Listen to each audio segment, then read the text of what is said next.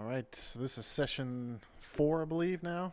We've reached session 4 of Rage of Demons Out of the Abyss, and things are about to get exciting. I mean, if they weren't already exciting, I don't know. Yay. Just to recap, last time you guys were traveling through the Underdark after Velkenvelv. There was a tunnel collapse, and you guys ended up in a strange temple, meeting a strange sentient gelatinous cube named Globagul, who apparently Fayore became friends with very awkwardly.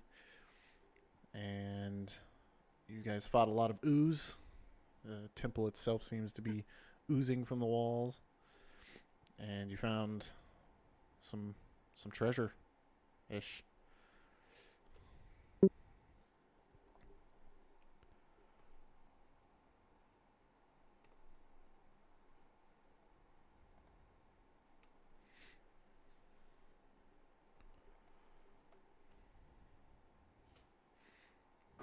Hello? I was about to say, was it just me that lost him, or did everybody?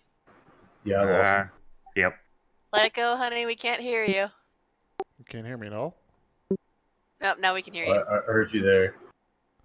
Like, you cut out real bad. Oh. What was the last thing you heard? Then awkwardly making friends. Oh, yeah. And you got a little bit of a robot voice going on. That's weird. Hey,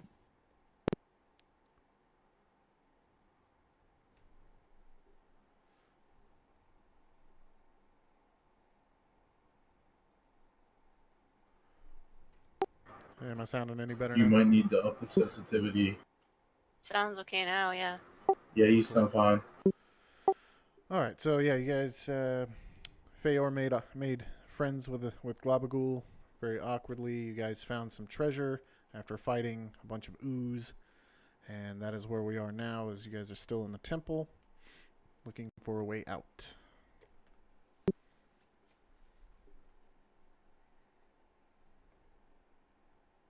Okay.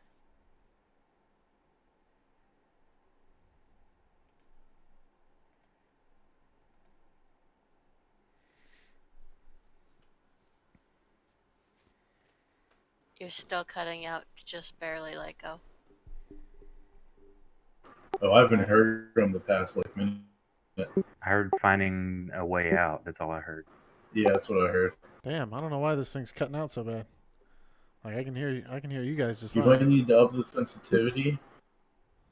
Well, it might not be picking up when your mic, when your Discord. You might need to up the sensitivity if you're not pushing to talk. Well, I'm using push to talk. I don't know why it's not working. Mine's not on push to talk, and you guys can hear me just fine. Yeah, but your sensitivity might be set right to always pick you up. Could be his connection too. Could be that too. Try a different if I've got all green keeps doing bars it. on the voice connection, so I don't know what's going on. And see, now we can hear you. Yeah. Yeah, Good I there. can hear you 100% now. That's so weird. All right, well, anyways, you guys are in the temple, There we go. and you guys fought some ooze, and you're looking for a way out. That's where we're at. Yes. Okay, where were we? There it is. Okay, so we needed to head back the other way and take that side route because we had checked everything and it only led to this one room. Yeah, we need to go up over there. Yeah. Yeah, looks like it. Did we give this room a good search first? Yeah, we checked everything because we got the stuff out of the fountain. Right.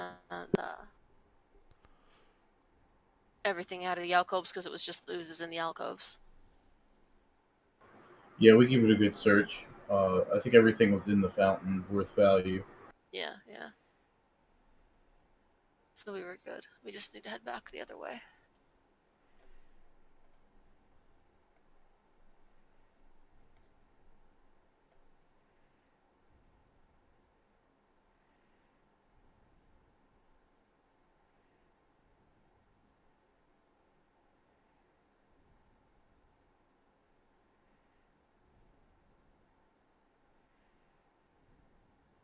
So we need to go down this way. All right, and as you guys go down that hallway, you can easily hear it sounds like pouring water off in the distance. Let me unmask this here.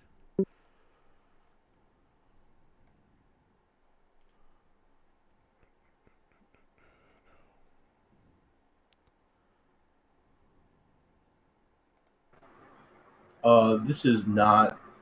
This is one of those cutout tunnels, right? Yeah, it was made by the ooze as far as we can tell. Yeah. So I'm gonna take point going down in here, since we don't need to look for traps. Hopefully. Okay. How much water is that, Lego? Well, you guys have to go in there and see. Well, he is going in there. That's why I'm Uh, asking. Oh.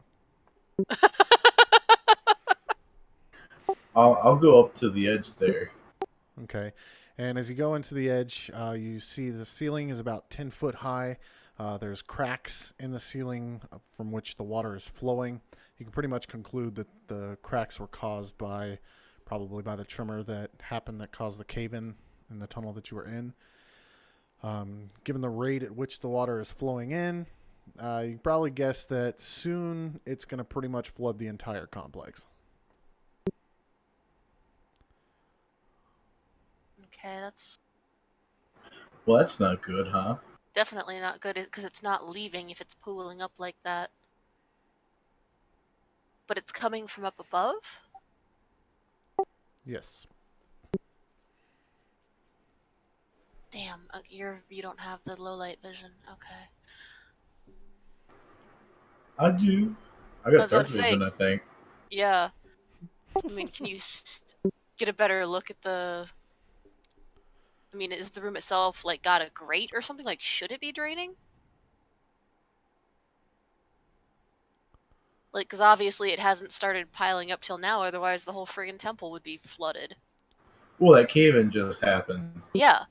Right. You guys really haven't been in here that long in game time.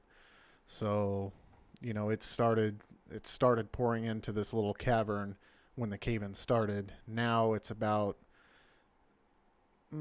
halfway full of this cavern, and it's seeping up through the tunnel that Fayore is currently in. It's starting to seep in through there. It rises at about, I don't know, probably at this point maybe. So it wasn't designed to one- have that much water in it either way. Right. It's raising at about And 1 foot per hour or so. And it's filling in from the bottom up. Well, it's pouring in from the top, but yes, it's filling from the bottom up. Well, I meant I didn't know if the water's coming from the top or coming. No, like it's coming from the right. top, he said. It's pouring Okay. It's out pouring of the in roof. through the That's where the cracks. cracks are. Yeah. Because I was like, oh great, we're gonna have to swim down through tunnels or some shit. Well, that's my concern, is if it's filling up that room now, and like you said, you know, if it's rising now, that might be our only option. But we can't go back the way we came. There's got to be a way. Oh shoot! Unless we've missed a secret door somewhere. I don't think so because you I were think- checking pretty I well. think this room requires a good old perception check.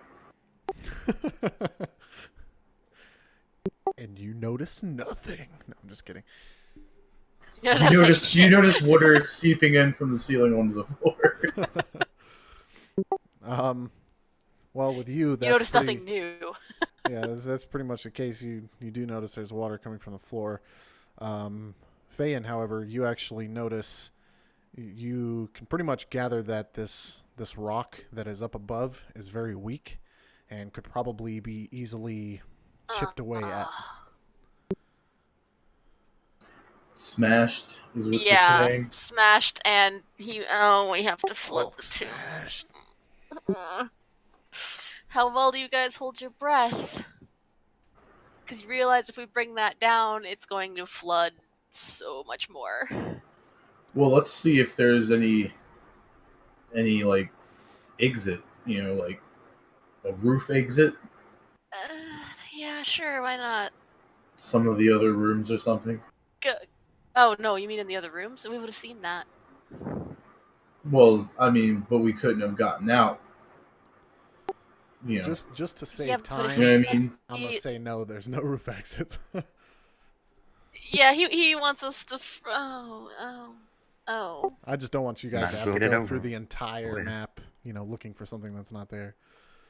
While the water's Well, rising, and I'm sure one of us would have recalled some sort of ceiling opening. yeah, or you like guys would have special noticed, trapdoor considering. especially as much as Fayen was looking around. Yeah, but he's sitting here going, "Hey, yeah, by the way, the roof is weak." That's when the DM does that. That's gonna be the game there. I mean, unless you want to Well, drown, that's cool. I perceived it. Yeah, you perceived it. Goody for you. That just means I blame you for bringing down the roof. Good job, Fayore. You've done The well. roof. The roof. The roof is on fire. No, it's not. That's the problem. It's on water. Well, come on, let's blow it up then. Motherfuck. All right. Because I suppose neither of them can reach it. Do It's 10 any foot of high. the 10 people that foot live high? under here, like the people from the Underdark, do they have any ideas of what a better option would be? You mean the NPCs? Yeah, like topsy turvy, like that. Glabagol would be the only one who's been in here before. No, I mean everybody's pretty much the same. They don't know of any other exit. And Global, he's kind of clueless to everything. So Useless. Freaking Well, we've had to swim once. I think we could do it again. seems to be a We very just got common out occurrence. of water. Wet leather's awful. All right. Well, can one of you guys hit it, or do I need to do it? I could shoot arrows at it. Tink, tink, It's tink. rock. Yeah, like that's all I can hear is tink. Oh, good old Fayore. I don't know. He said it was weak. He'd shoot enough arrows at something. Yeah. Let's not drown while we're waiting for you to do that, shall we? Now, how far between the surface of the water and the roof is there? That's the 10-foot gap.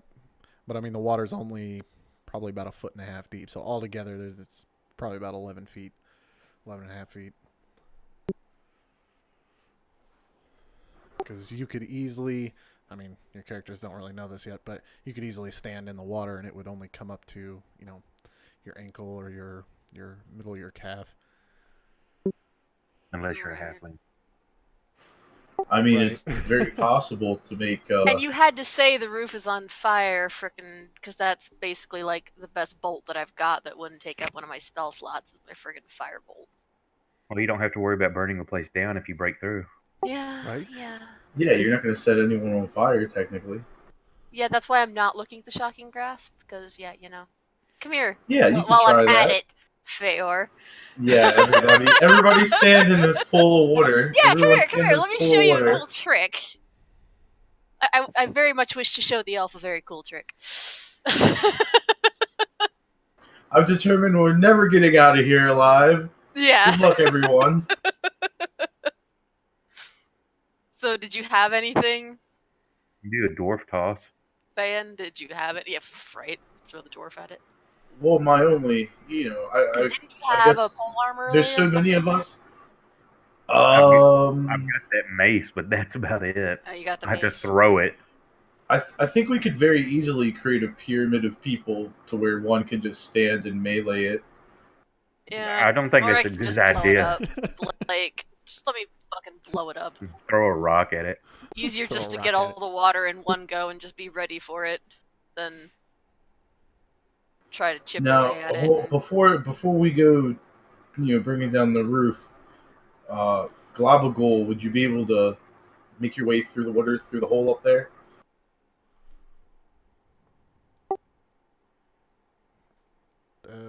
How do you mean? Well, you're not going to be trapped down here, are you, Globagol? Because we could all swim. Oh no, I'll be fine. All right.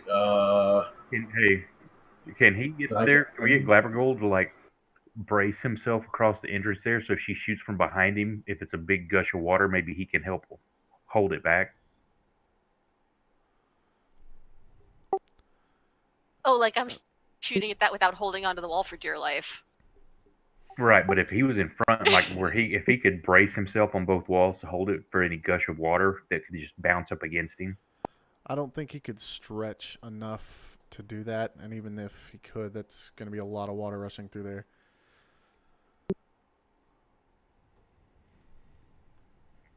Well, before we do it, I think everybody else that's not doing it needs to get to the northern hallway there, so they're not pushed back into those traps.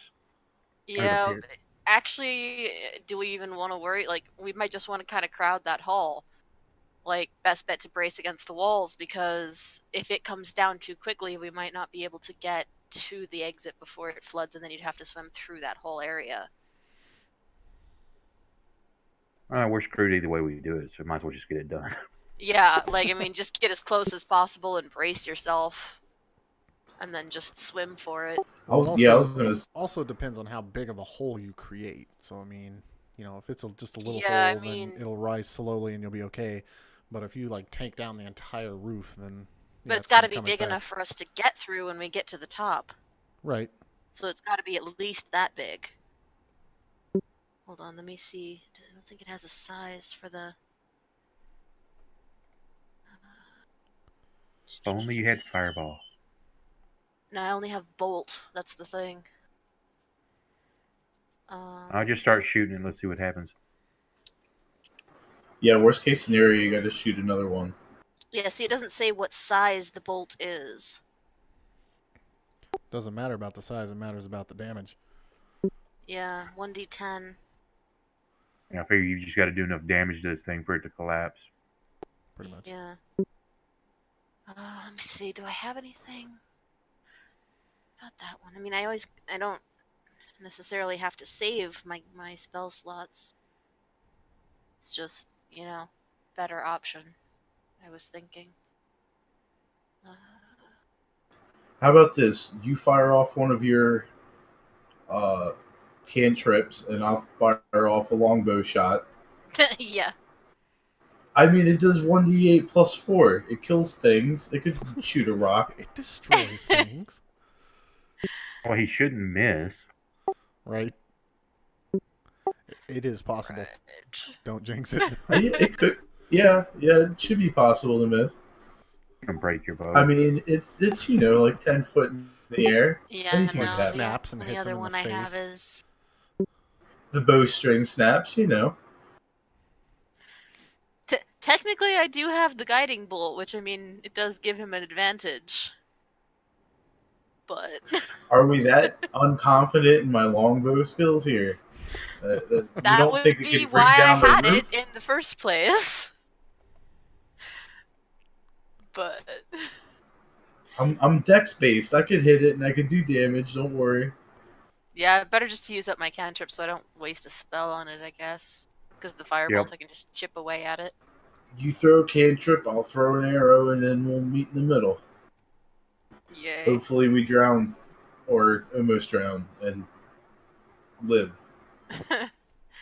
Is there enough space for me to stand there, Lyko, or does he need to scooch over? You guys Or do I probably... even need to get closer? You said we can stand in the water, right? Yeah, you can stand in the water. Okay. It'd be kind of pointless to put a Are bunch you of oozes gonna in the hide water. back there then? Hell yes. Say what? What now? The hell yes. No. Lyko, what about oozes in the water? What now? I said it'd be kind of pointless to put oozes in the water and the only way out. Oh, okay, yeah. That's what I was thinking, but when you said that, I didn't quite hear you. You just heard oozes in the water. It's like, oh shit. Yeah, I was like, She's what? all, no! Runs away. Yeah, well, pretty much it had been, okay, yep, turn around and shove past him and go back down the hallway. You can deal with that, bye!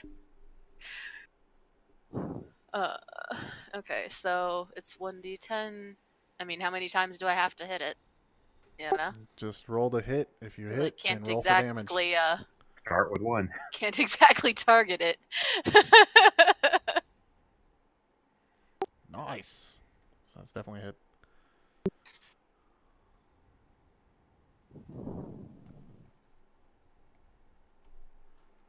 Really? 3 damage. Like I said, it's not very strong. All right, so you hit it. Fortunately, you happen to hit it in a crack that's already kind of, it's already existent. So it does make a small hole. Water starts pouring in a lot faster, but it's still, A, not a big enough hole for you to get through, and B, it's still not pouring in fast enough for you guys to swim up. We Okay, went so from probably obviously I 1 saw foot a it minute drop to that probably rock. about 3 feet a minute. I'm sorry, not 1 foot a minute. 1 Okay. foot an hour to about 3 feet an hour.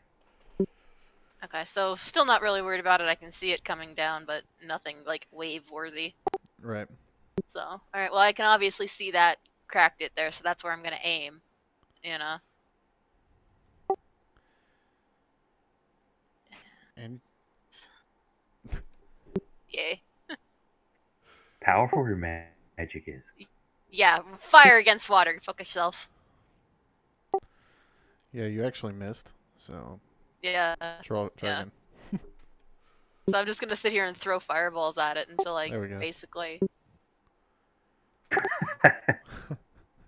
Damn. Out of a D10, you keep rolling low. All right, so you hit the crack again. Right?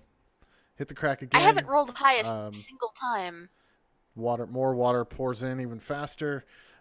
Starting to rush in. It's sounding very loud. It's starting to raise the water. The water's now probably from where you're standing, probably up to the bottom of your chest. Okay, so I'm gonna scoop back a bit. Move, human. Or elf. Whatever. Move. That's racist. Whatever. I can still hit it from there. I don't care. And I have not rolled high once on this fucking spell. Like, even when we were fighting Wow. the oozes. Yeah. Yeah, there's halfway. See, 3, 3, 6. Okay. So this time you hit it, and boom, when you hit it, there's a loud crack, and you see a bunch of huge rocks fall, and it seems like the rest of the ceiling starts to come with it, and a whole big wave of water just rushes in, and doesn't even really give you much of a chance to react before it starts to push you guys back. Okay. Does it level out when it hits there then? Enough, yes, to where it doesn't knock you any farther back, but it is rising rapidly. Okay. So you guys can probably start Did I swimming blow now a by big the time enough you hole get for there. us to get through Yes. now? Okay. Literally all you needed to do was 10 damage. You did 11, so you're good. Yay. Okay, so we gotta get going. Whatever the hell we just opened up is where we have to go. We don't have an option at this point. So, Let's do it. where are we going to, I guess, like a... Well, everyone, let's go swim in the cavern. Yeah. Just keep swimming. Just keep swimming. That's what Stool is like humming as it treads water, right? Actually, He's like a little Yoda on a backpack. Stool cannot swim. Oh. Well, Just kidding. I'm kidding. that was what to say. I think Didn't I'm he gonna have already to grab swim? that. Yeah, he did. Yeah. I was just trying to freak somebody out. All right, so basically when you guys get in there, you can tell the water obviously is coming from the top, so you guys will need to swim up. Ouch. Okay, so we have to wait until the room fills. Because we can't exactly waterfall climb in here. Well, the rate the water is rushing in by this time, the water has filled. You guys just need to Okay, keep so- swimming up. I mean, it's kind of against a current, but it's definitely doable. Okay, so we can all do it. Like, do we need us to make a dex check? I'm pretty sure we all have high enough. No, I mean, it's just simple swimming. Okay. So, All you got to do is swim up. You guys swim up for about 30 feet to reach the water's surface, and you find yourselves in a larger cavern from which you guys were before, the initial cave-in, and you guys can continue on your journey. What about Glabagul? Glabagool, he follows you. He's yeah. he's pretty efficient in the water. The way he moves, almost like a jellyfish. He swims better than anyone. Ugh. Fair enough. I mean, we've already got a stool. We could use a globogule.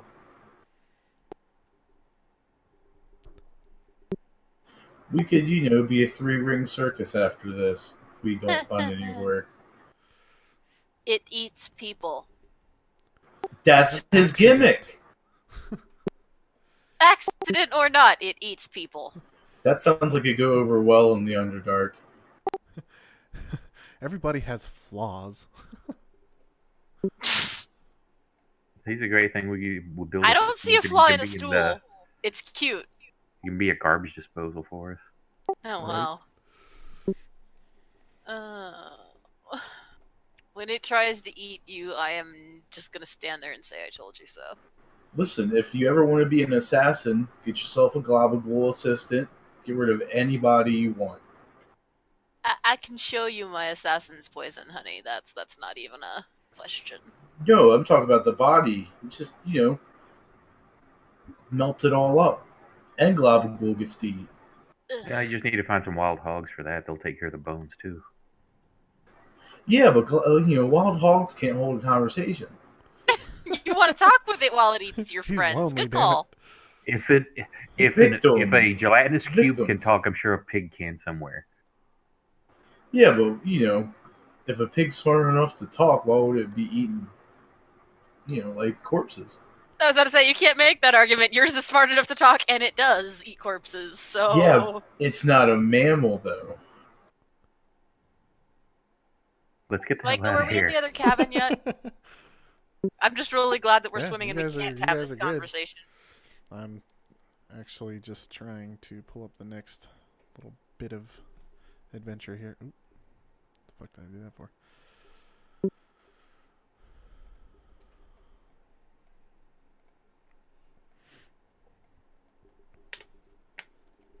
Because, having seen the slimy ooze thing in the water, Kez is not particularly keen on staying in the water. Because, if we didn't get all of the ones that were in that temple, then, Ooh, got chills. Well, I'd have no reason to think there's any outside of here. Again, if we didn't clear out all of the ones that were in the temple, eventually the water's going to reach them, and considering how well he can move, I'm not keen on staying in the water.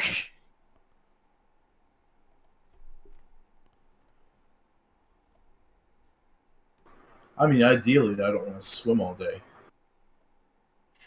When I'm sure there's nothing in the water, I'm good with swimming all day. I'm not sure. Either way, I still wouldn't want to swim all day.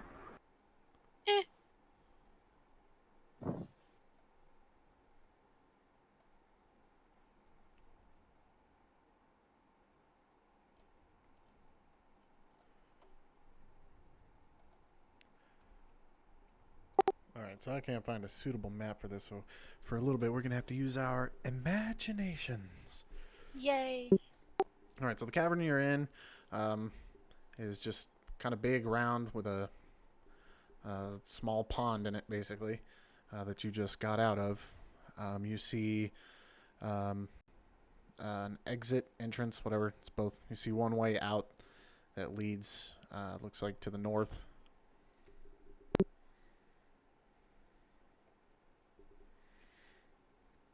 We go to the north. No, yeah, I mean, if that's the only way out, that's where we have to head.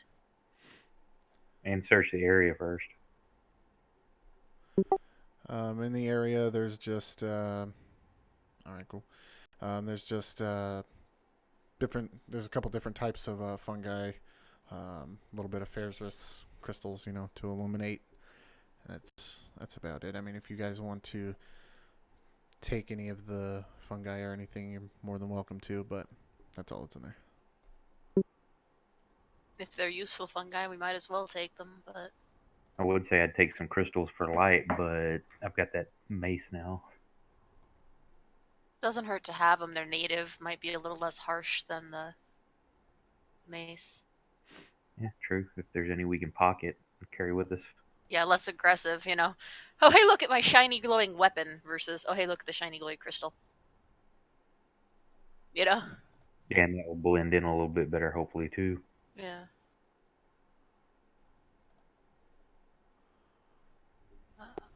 So what are you taking? Some of the natural crystals that are glowing. The glowy crystals. Okay, does any of you have like a pickaxe or anything that you can use to actually take these out of the Oh, wall? are I they got not? a mace to break them. There you go. That'll work.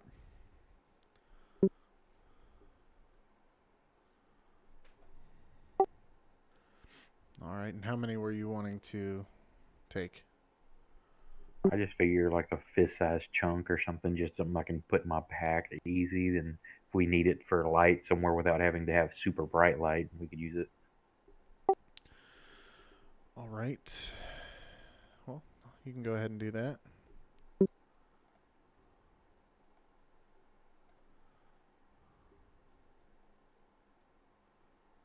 Okay, and then none of, like you said, none of the fungus was anything particularly special, just regular food fungus. Just little fungus, yeah. I mean, some of it's not food, but We know that, but yeah, so nothing particularly interesting. So yeah, right. if that's all that's in there, then all right, everybody out of the pool. Basically, just gonna Adult Swim, everyone out the pool. pretty much. And I'm going to need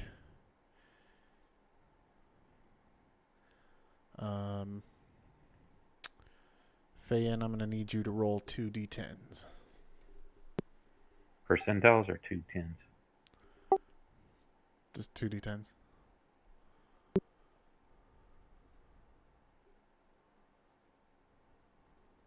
Dang it, roll for me.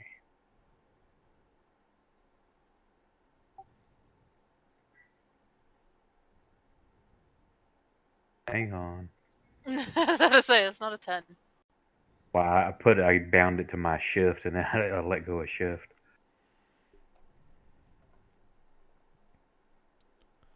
So it's a 14 or a 5, depending on what you need. It'd be a 14. One moment.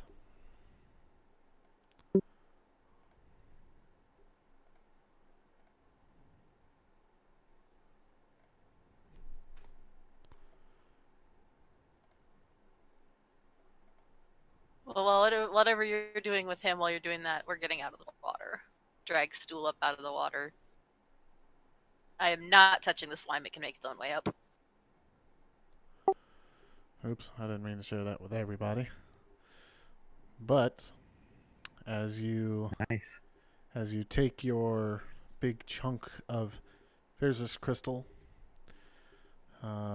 something weird starts to happen. You start feeling sort of combination of depressed, angry, scared, and your mind just sort of freaks out a little bit, and you become technically paralyzed.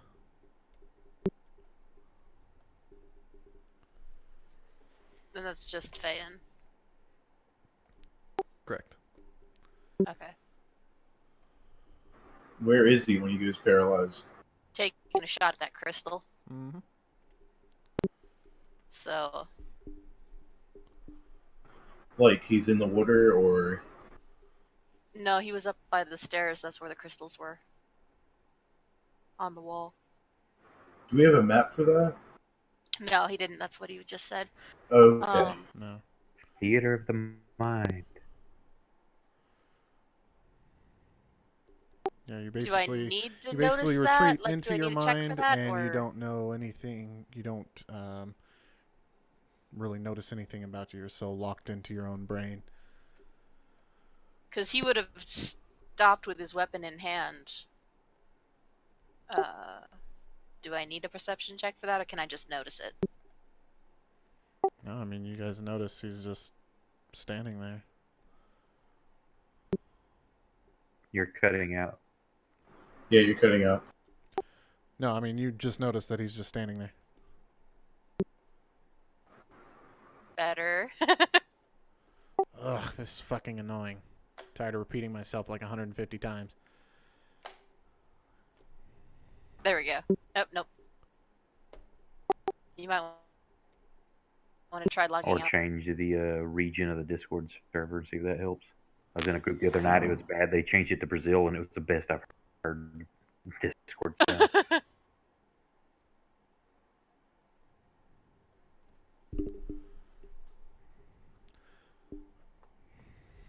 Wow, really?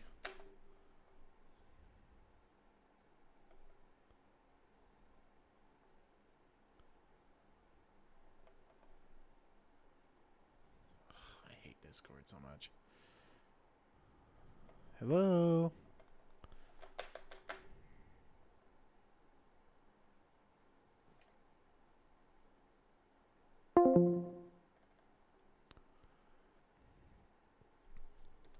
You know, when everybody used TeamSpeak, this never happened. I don't know why Sound good there, everybody though. decided to switch to Discord, because Discord sucks ass. I jinxed it. Yes, you did. How dare you talk down to Discord? It's better than Skype. Not hardly. Honestly, they're all the same to me. Yeah, it all sucks one way or another. It's because you're running so much on it, is what it is, Lyco. But I'm not running anything. Fantasy Grounds takes up hardly no CPU. I mean, literally the only What thing about that's... the OBS? OBS doesn't take up that much. All it's doing is recording. That's all it takes sometimes, though. Anyway. Yeah, we can hear you.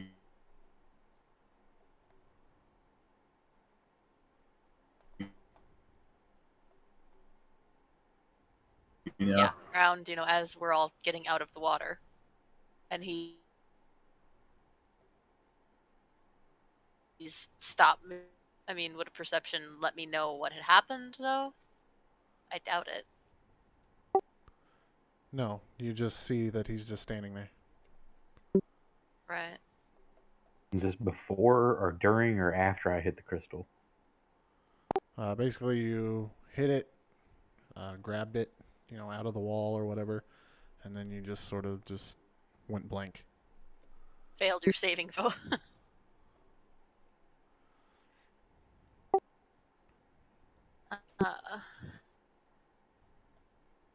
Okay, well, I'm gonna, just kind of keep an eye on the others as they're getting out of the water and wander over that way a little bit. Not too far away, because I don't want to, if one of them gets sucked, I want to be able to help, but Really? I'm gonna call for him. Well, yeah. You guys make good cannon fodder. I don't know what's in here yet.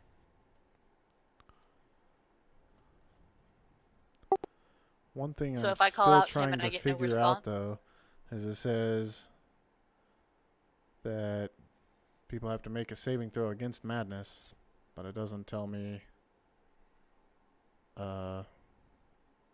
what you're saving against. It's a disease, usually, so that's usually what it's treated as. It's probably either a wisdom or a... shoot. Typically wisdom. Yeah, I know I saw it when I was looking it up last time, what it was saving against. It just says, in addition, you can have one or more characters make a saving throw against madness whenever one of these events occurs, and then that's it.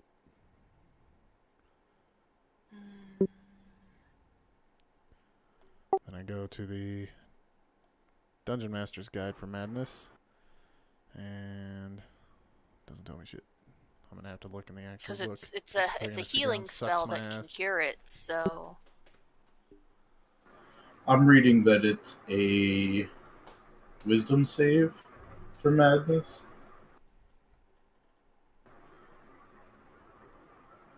Yeah, because emotional spells and healing spells can cure it, so wisdom would be the best bet. Okay, go ahead and roll me a wisdom save. Okay.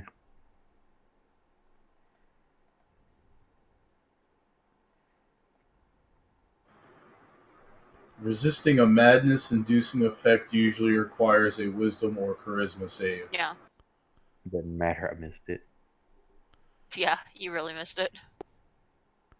But when, how would I know that it's successful? What am I saving Hold on. against.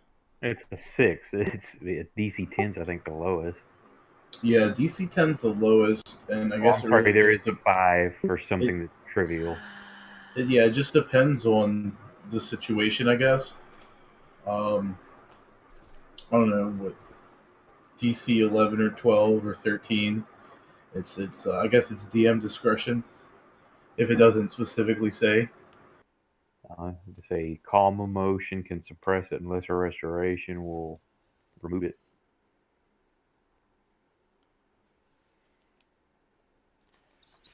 And damage can also knock it out if it's the low level. Shows to be a short term. You just wait it out because if that's what it is, by the rules, it's 1 to 10 minutes. Yeah. And I haven't rolled to see how long it was yet because I've been trying to figure out what the hell I'm doing.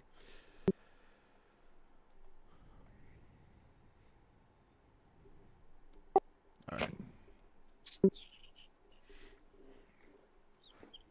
So yeah, that's pretty much it. You guys see him just sort of fade out and just kind of staring at this thing in his hand. Okay, well, I called out to him and I get no response, obviously. Correct.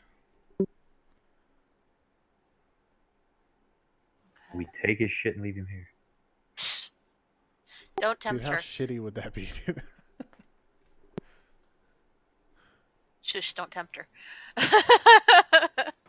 If only you had a lot of shit. Luckily, she likes you. Like you're the one that she's more than likely going to help rather than leave behind. If it was the elf, he'd be screwed.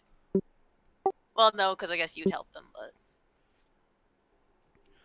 I was really hoping you would become incapacitated and spend the duration screaming, laughing, or weeping. well, no, because in that point she'd just reach over and fucking smack him, which is Yeah. still an option, but right now she's just kind of concerned that he's staring into blank space at the wall. Granted, shiny crystal, but not that entertaining. Is everybody out of the water at this point? Yeah. Yeah. Well, I guess I am. Okay. I mean, Yeah, just all in the general, NPCs, everybody everybody should have made had it enough out. time to get out. Alright, so everybody, as long as everybody's clear of the water and nobody's going to get sucked back under, like how we lost half of our first party, thank you very much. They knew the risk. No, we didn't. We did not listen to the other drow that said there was something down there.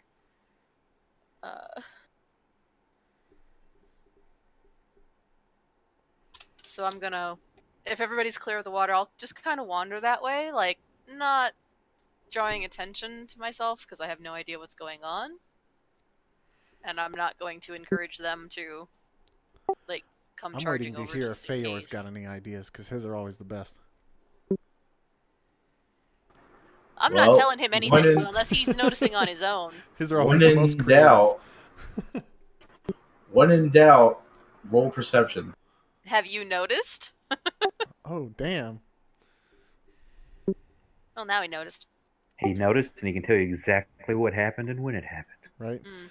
So you see him stare, you see him grab the crystal, and he looks into the crystal, and his mind goes blank, and he's staring, but he's not staring necessarily off into space. It almost seems like he's staring into the crystal. You can gather that something about that crystal has warped his perception of reality.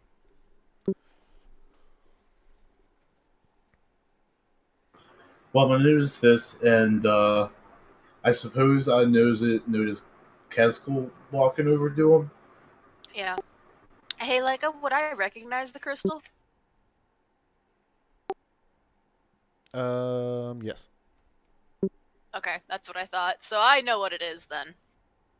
And You know what it yeah, that is is, not but a you good don't know what's touchy. happening. He's got the it's crystallized. Well, if it's what I think it is, it's the crystallized Fazen. But Correct. yeah. Well, I'm gonna catch up to her and stop her and tell her that Fayen has been affected by that crystal. Which, of course, at that point, I'm going to roll my eyes and go, yeah, I know. Don't get too close. It might get you too. No. So I'm going to walk over and jostle it free of his hand without actually touching it. I'm going to take a step back. Fayore, you're so cautious. Yeah, good for him. I know exactly what it is. I'm just not going to touch it. Just, yeah, no, let's just shake the arm and get that out of your hand. And as the crystal I draw my drops- swords. He's all ready to kill something. As the crystal drops to the I'm ground, over here going Fayen, paranoid you land start dwellers. to, your clouded mind starts to get clear. You start to gain more and more consciousness, if you will, and you kind of look around. Everything's a little bit fuzzy, but you feel like you've missed something. And I'm giving that What a the good hell swift just happened? kick back over to the wall. Don't touch that. It would have been nice to know that before I did. What the hell happened? That's what you get for touching before you ask. You know, go ahead and get one of the crystals. It'd probably be handy instead of your torch, she says. It'll be fun, she says. She's kind of a bitch. I'm just saying. I didn't say touch it. How do you go get a crystal without touching it? Wrap it with a piece of cloth. Regardless, at this point, it probably just wouldn't be wise to try to keep it on your person. Yeah, which is why I said don't touch. Because obviously the friggin' land dwellers think it's a good idea to pick it up.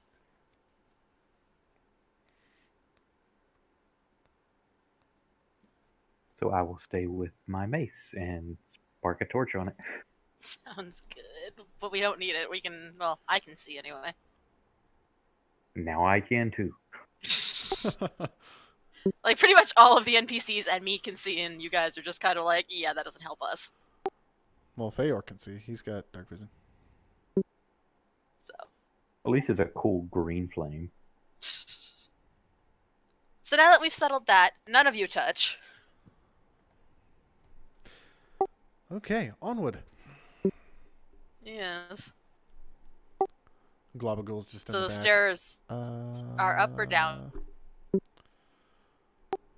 What stairs?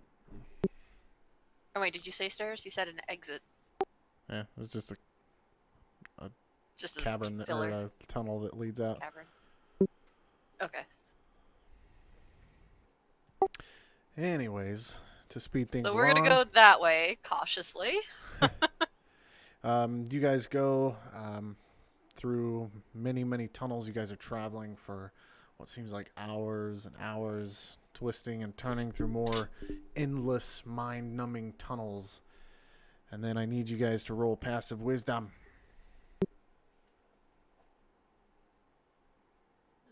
Or perception, either You one. don't roll. Okay. If it's Perception. passive, you don't roll it. You just, it has to, what your passive is whatever the I number. meant perception. My bad. Perception, yeah. My passive 17.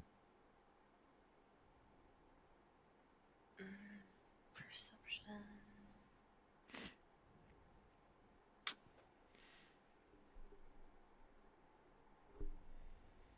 If you're looking for your passive, Yeah, it's no, on I'm the just trying to find first where we. page. It's right beside your saving throws. Yeah.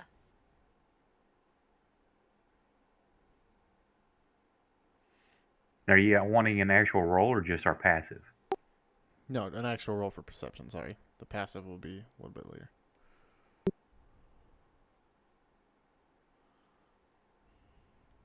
Alright. Fail.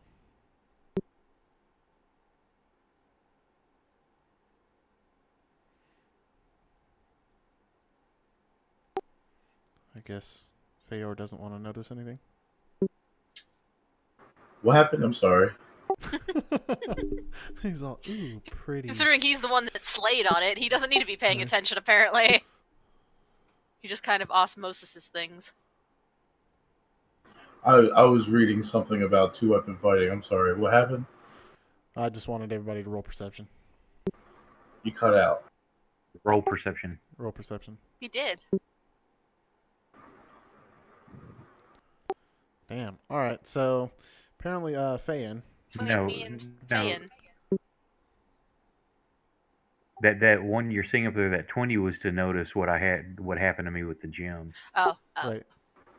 Yeah, that was from earlier, I guess. Okay.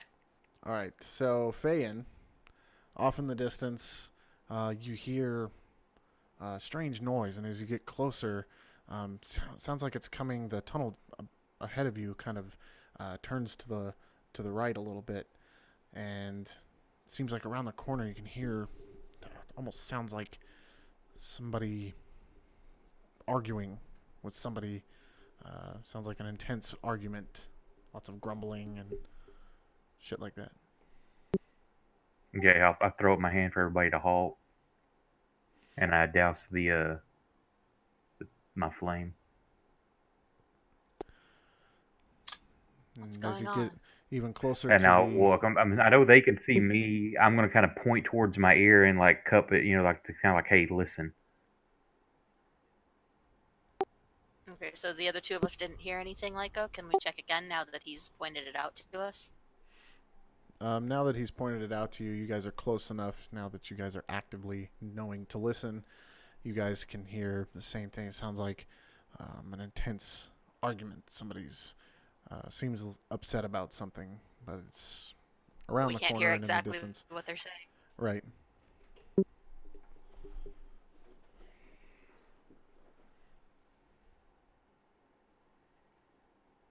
I'm gonna try to sneak forward a little bit I and was about to say, you're the rogue. see what I can see or hear more of. And you kind of like stealthily, hug the wall, slither around the corner a little bit, and in front of you, about, I don't know, 50 feet away, maybe not even that much, probably about 10, 15 feet away, you can see what appears to be a small. Let me find a picture for it. Hold on.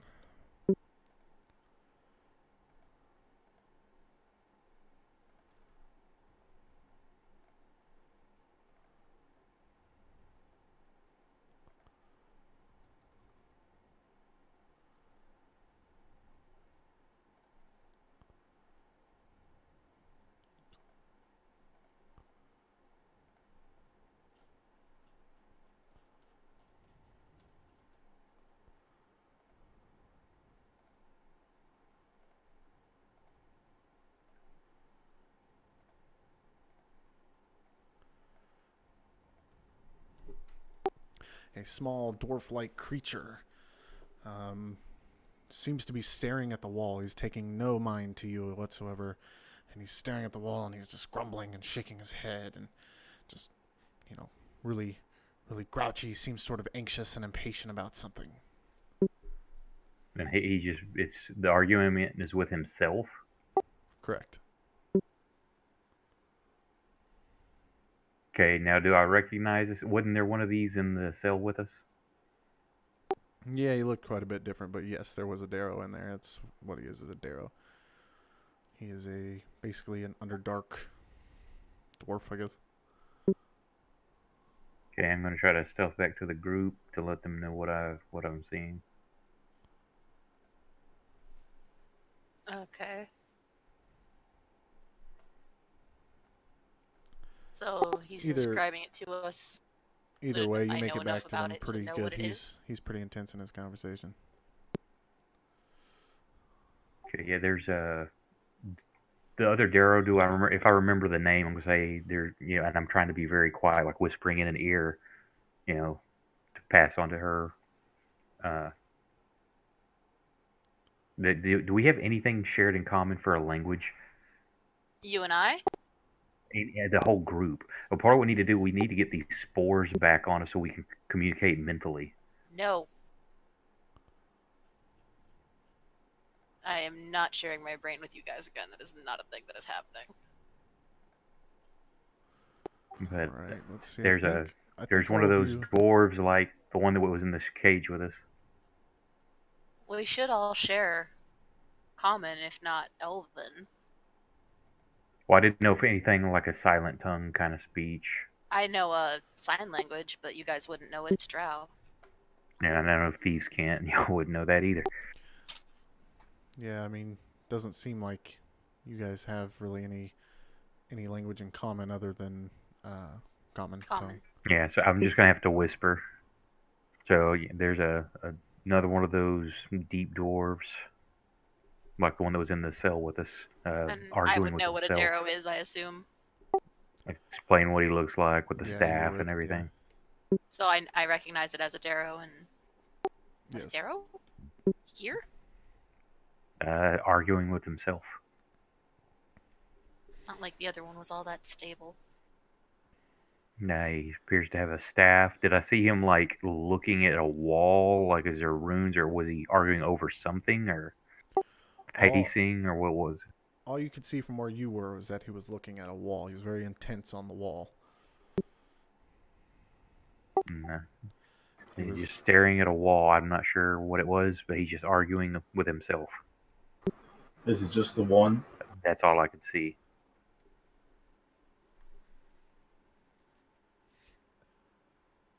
Okay.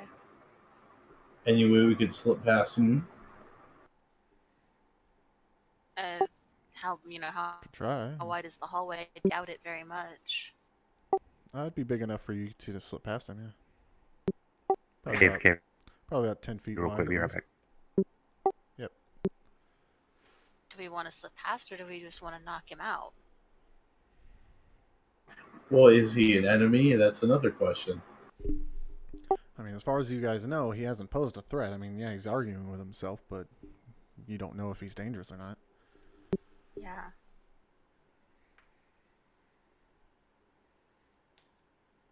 And we can't hear anything of what he's saying. You, I believe, Fayore, do you speak Undercommon at all? No, I just know Elvish, Dwarvish, and Common. Okay. You, Kezzskull, would be able to pick out a few words just because you're so far away. You hear him muttering to himself, about something about must hurry, must, master is waiting. Back, sorry about that. Will happen. Just little fragments of stuff that doesn't really make sense. Okay.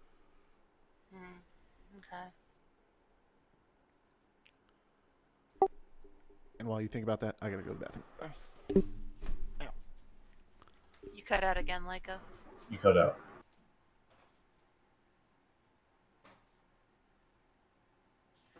Still nothing.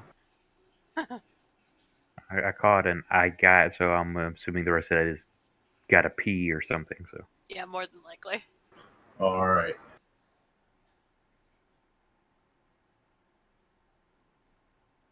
So did y'all move up, or what? No, I No, could not hear just yet. a little bit of what he's saying. Are these Darrow friendly, or are they like your race? Darrow or Darrow, I mean, they're not. All right, I'm back. How much would I know about Darrow in general, Leica? You know that usually they're to themselves. You know that they're very well known for being kind of crazy just because of their past with the mind flayers and stuff like that. So I'll share that with you guys since you asked. I mean, they're kind of nuts. This one is making absolutely no sense. We could So- try to talk to him, or sneak past, or attack him. That's pretty much our options. And which I'm gonna tell everyone, don't attack him yet, and I'm going to attempt to stealth past him. okay. Good job there. That's why you roll with the dice tower, so you don't know how bad you screw up. Is that to say I have no skill in stealth? And Not a lot, anyway. as you get pretty close, you get like directly behind him. Just when you think that, this guy's really not paying attention to me, he turns around and looks at you dead in the eyes and says, "Hey, Who are you? What are you doing here? What are you doing? Why are you here? I'm Fayore. Me and my companions are just passing through. Oh God. Fayore, She's make face palming friends. in the corner with the he's telling people about us again. No need to worry about us. We're just traveling through. Be wary, traveler. Be very wary. It's here. The time is here. It is upon us. The feted wedding. It will begin. Can you elaborate, my friend? They are here. They are all here. The wedding is happening. It is happening. And he begins to turn around and just sort of wander away from you, muttering to himself, it is happening. And actually, you don't speak Undercommon, so you wouldn't have known any of this. I would. Yeah, he would. So basically, he mutters a bunch at you in gibberish. But And you just told he is him, talking loud know- enough now to Fayore that you can understand what he's saying. Right. But he just told him we were here without even knowing what he was asking. Good job. True. But I mean, good try. Yeah. He's leaving us alone. That's. Is he coming towards us? Do we need to scoot No, sideways he's and get out waddling of his off way? into the darkness, muttering to himself. He's done. Okay. Do any of you care enough to know what he says that you Fayore- bother to ask Fayore, me? can you roll a perception check?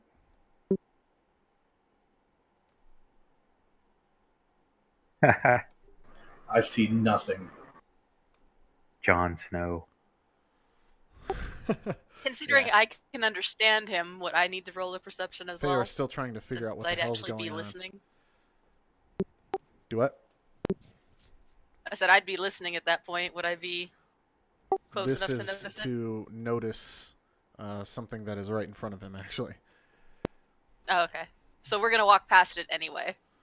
True. I mean, unless Do you guys wanna need us turn all around to for make some a? reason. I'm not going back in the water. All right, go ahead and give me a perception check. There's water back there. There's no other way out. I'm not going that way. Are you even going to tell Fayore what just happened? He didn't ask.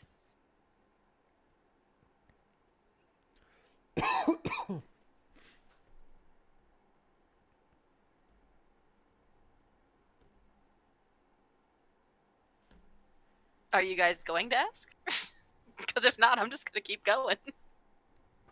Well, I'm gonna look back at everyone and be like,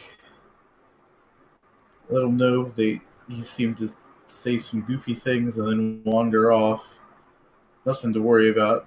He was speaking Undercommon as I'm trudging past. Said something about a wedding? I don't know. You wouldn't have even known that much, honey. Well, then I was having That's a like the only word he conversation with picked him, up. wasn't I? Right? Like, that's the one word he managed to, like, actually recognize was wedding. Oh, what, you understood him? I did, actually. Well, what'd he say to me?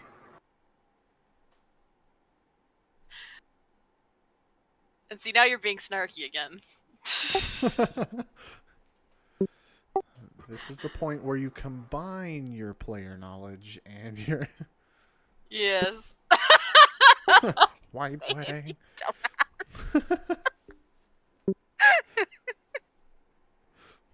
She'll look him up and down and tell him, he was muttering something about a wedding. You got at least that much right. The rest of it didn't make much sense.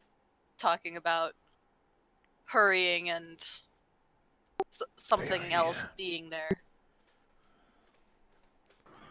Did it sound like crazy gibberish?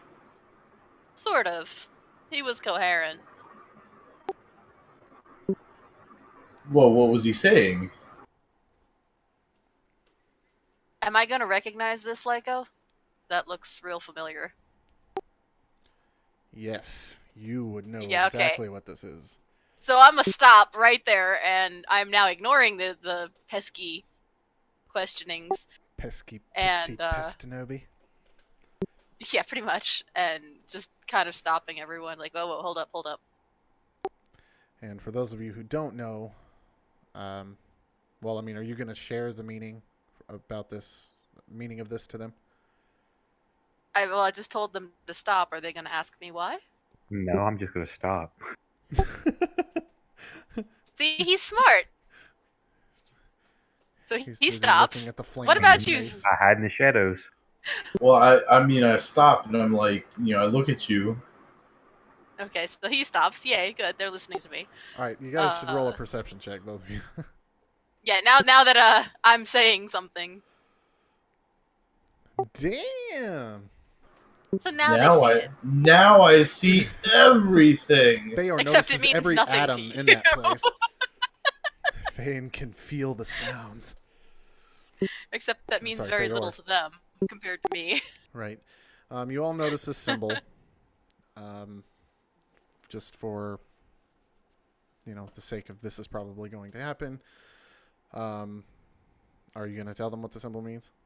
Yeah, now that Okay. they're looking at it. So basically, I'll this explain. is a Drow symbol. This is a Drow symbol that hasn't been used in a long time, and it's a warning sign, basically meaning that demons are either in the area or, very close by.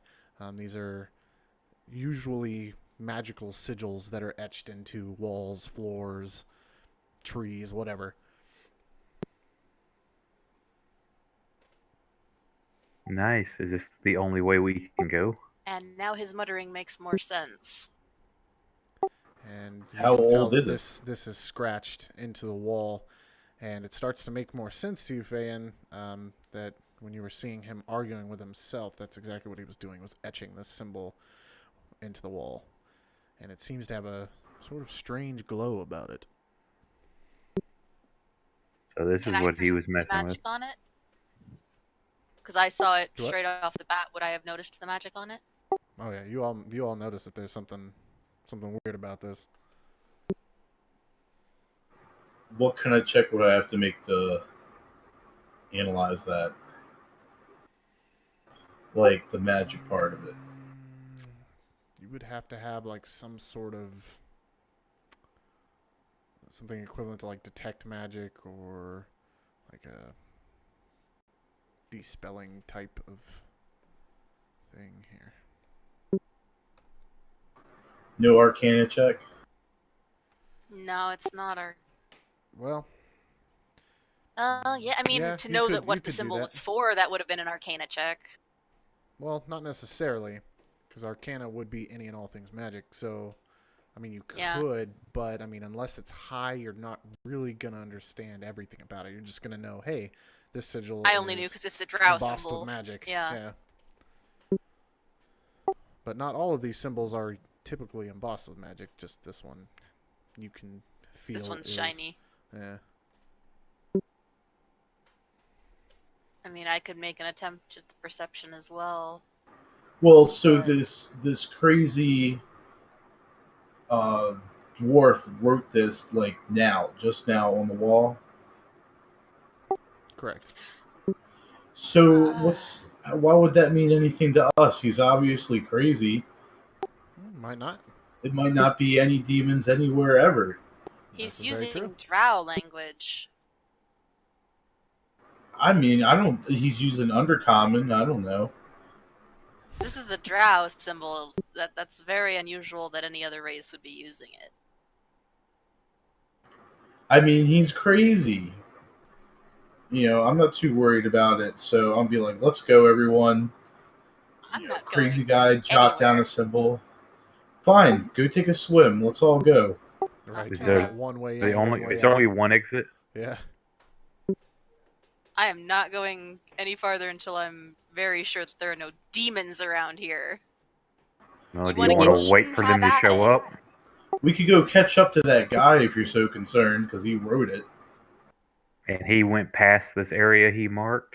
Correct. He went farther into the tunnels. Well, if he knows where the demons are, maybe he knows the way to not go near them. So let's follow him.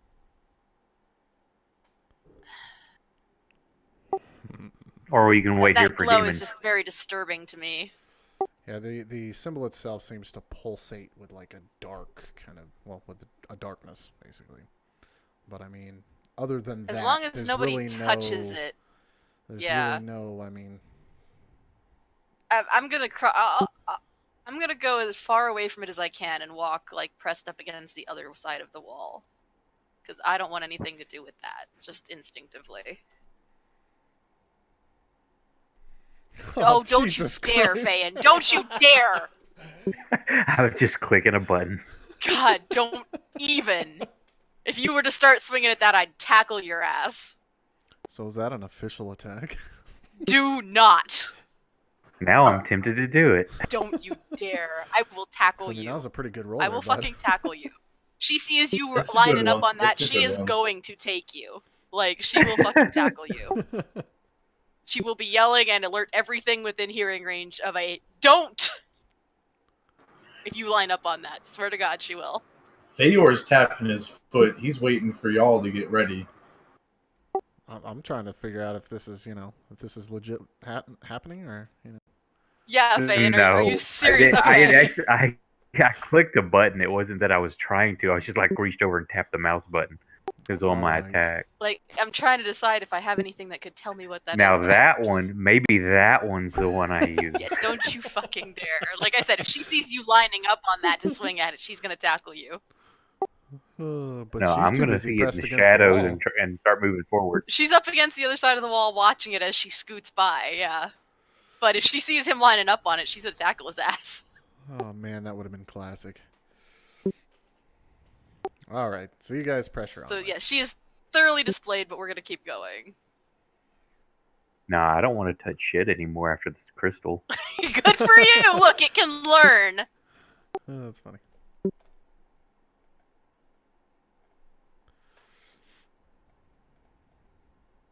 We don't touch And the we're shiny off. things. Yes. All right, and you guys, And have a she is, quickened pace Like, as you're so actively going to be eager to get looking away at from shit after that. the sigil there. But no matter how fast you go, none of you seem to be ever catch up to that Darrow. He just kind of poofed. Kind of disappeared. And you all keep... She's on high alert, by the way. Like, that was not a pleasant experience. So. Hold on, my fantasy ground froze 1 second.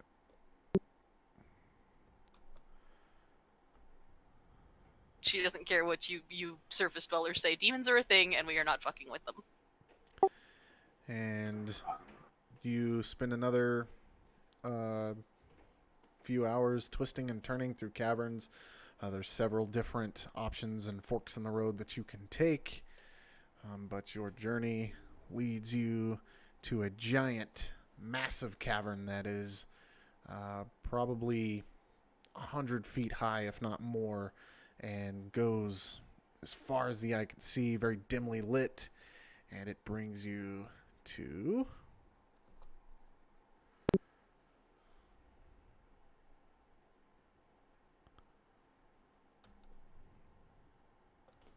Loading.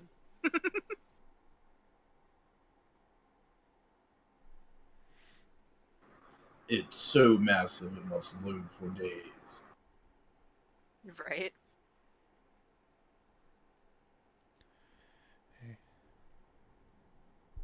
Whoops. There we go. Let's see. Let me see if I can...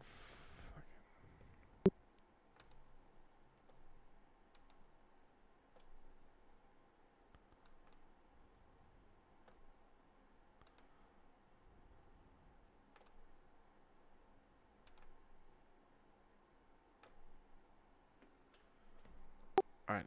Do you guys all have the map up? Yeah. I see it. Alright. Yep. So you guys see in the far left-hand side your little teeny itty-bitty tokens. Oh, good lord, yes.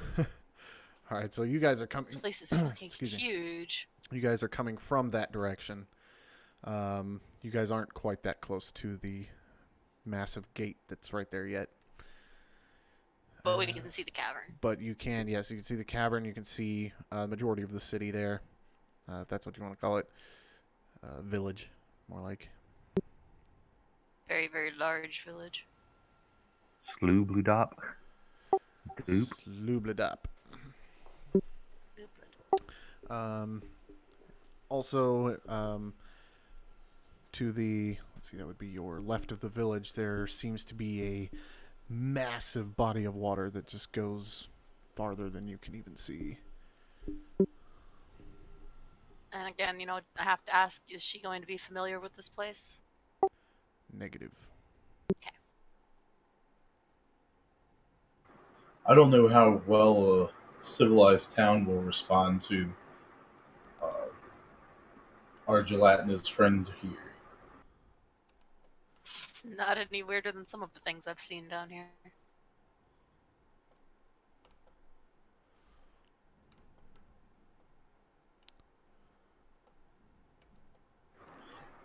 I guess just stick together once we get there. And once you guys are a little ways away from the gate, like I said, more so than it shows on the map, but I had to get you guys on there. Yeah. You guys are walking and out of what seems to be nowhere. A party of, best way to describe it would be fish people, led by some like sort the ones of... that were in the original cavern with us? There was one, yes. So something like those. Yes, it is a Kiwatoa, yes. This is actually his Okay. people. And they immediately all draw their spears and they start to surround you. Oh, so these ones are not the hippie variety that the other one was. Good to know.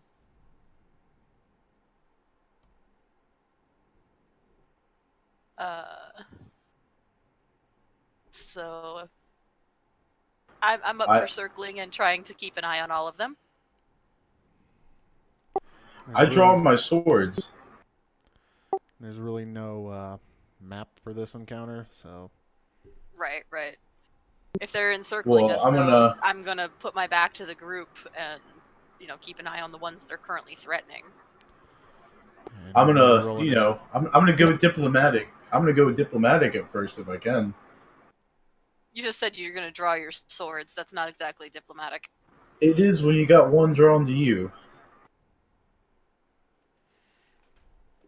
So you're gonna talk to it, while you're threatening it with a weapon. Well, they're threatening me first. Now, have they seen all of us completely, I'm assuming? Yeah, if they're circling us. Yeah. I kind of want to know if Globagoop is like, oh, hello, again.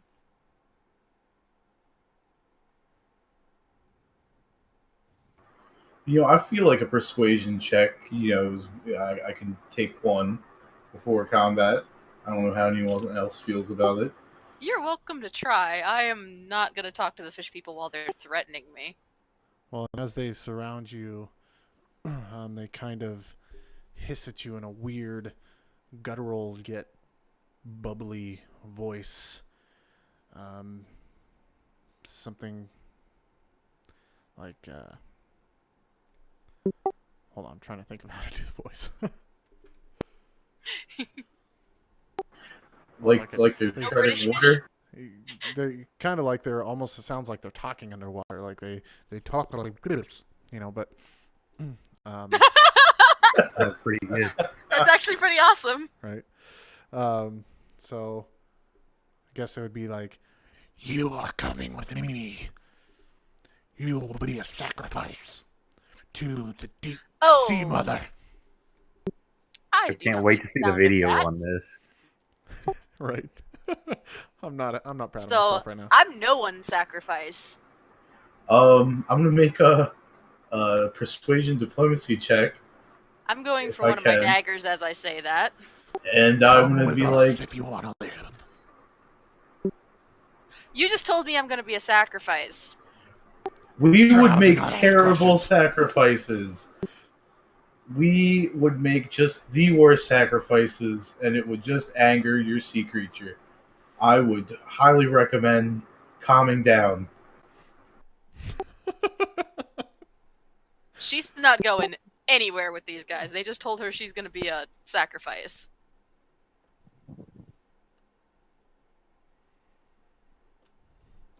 And after you say that, they all kind of look at each other and seem confused. And they say, Fine, we will keep you alive, but you come to our priestess. I'm going to look at Fayore and be like, and what guarantee do we have of this? Because now he's trying to convince them that we're not a good sacrifice. I'm not a sacrifice at all. I think they it's could be either friendly we people. go with them. It looks like we either go with them or they stab us. So I They're think I could planning get on us out of stabbing this us one. no matter what. No, I mean I think we could talk to their leader. I'm pretty sure we'd make poor sacrifices, even in retrospect. I mean, half of us are from the surface. That'd make a pretty bad sacrifice. I don't think you understand how sacrifice works. it's I think our Fayore. best bet is to go with them, but I'm not giving up my weapons. Fayen, where are you standing on this? Because I'm pretty much looking at him like he's insane. They just want to take us somewhere so they can stab us easier. Do we Seems have pretty much of an easy as option they- on what we can do? I mean, there's always choices. I mean, they're not asking. Yeah, you we to can either hand go over with them your or we can weapons, fucking really. try to kill them. That is this, well, Are from they what we can demanding see we beyond hand the fence, is this like full of nothing but these fish dudes? Yeah, this is all fish people, but Are they demanding we hand over our weapons, or are they just saying go with them? as of right now, they're telling you to come with them peacefully. We might as well try the diplomacy first.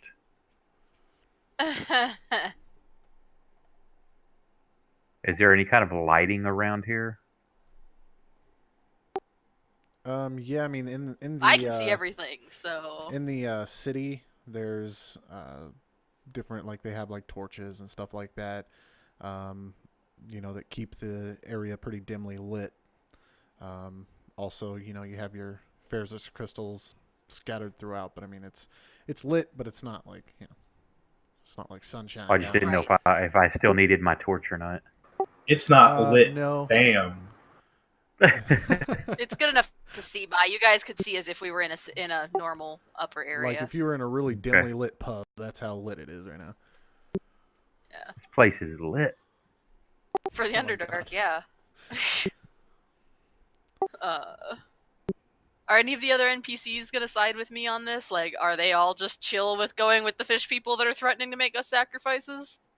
Globagool just wants a hug. Stool. Now a hug, or a, like, I learned better than to hug you, so I just want to be friends? He wants to be friends with everybody. That's Yeah, like the okay, only so, yeah. term that Globagool knows. And, I mean, the others, most of them you guys are RPing, so I don't know. What are they doing? Safety in numbers.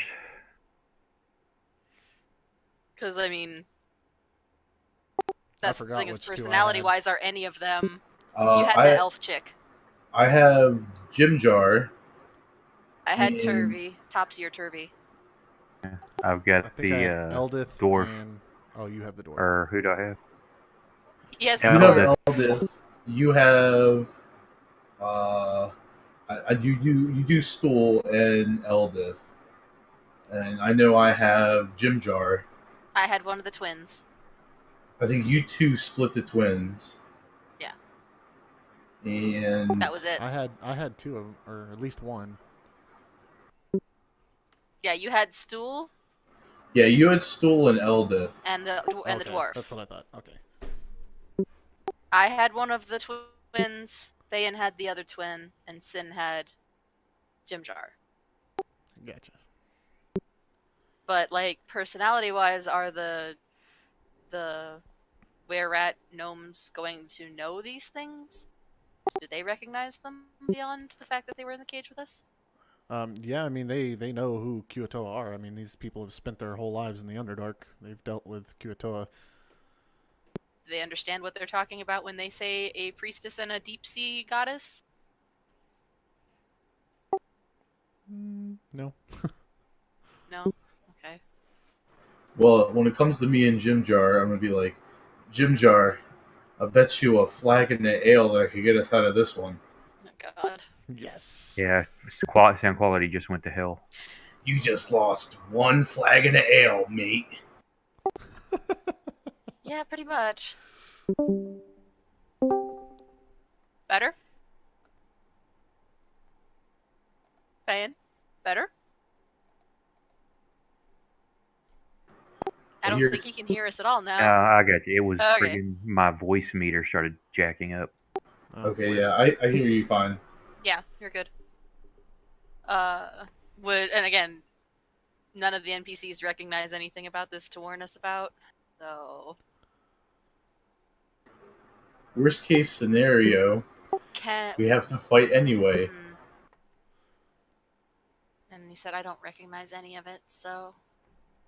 No, I mean, you know who, like, you know about Kuo-toa. You know that they're very odd creatures and very kind of keep to themselves, but that's about it. I don't know anything about their religion. No, and since recent events have happened, their religion has been kind of whacked out. Okay. So I'm aware of the whacking, but not necessarily why or what. Yeah.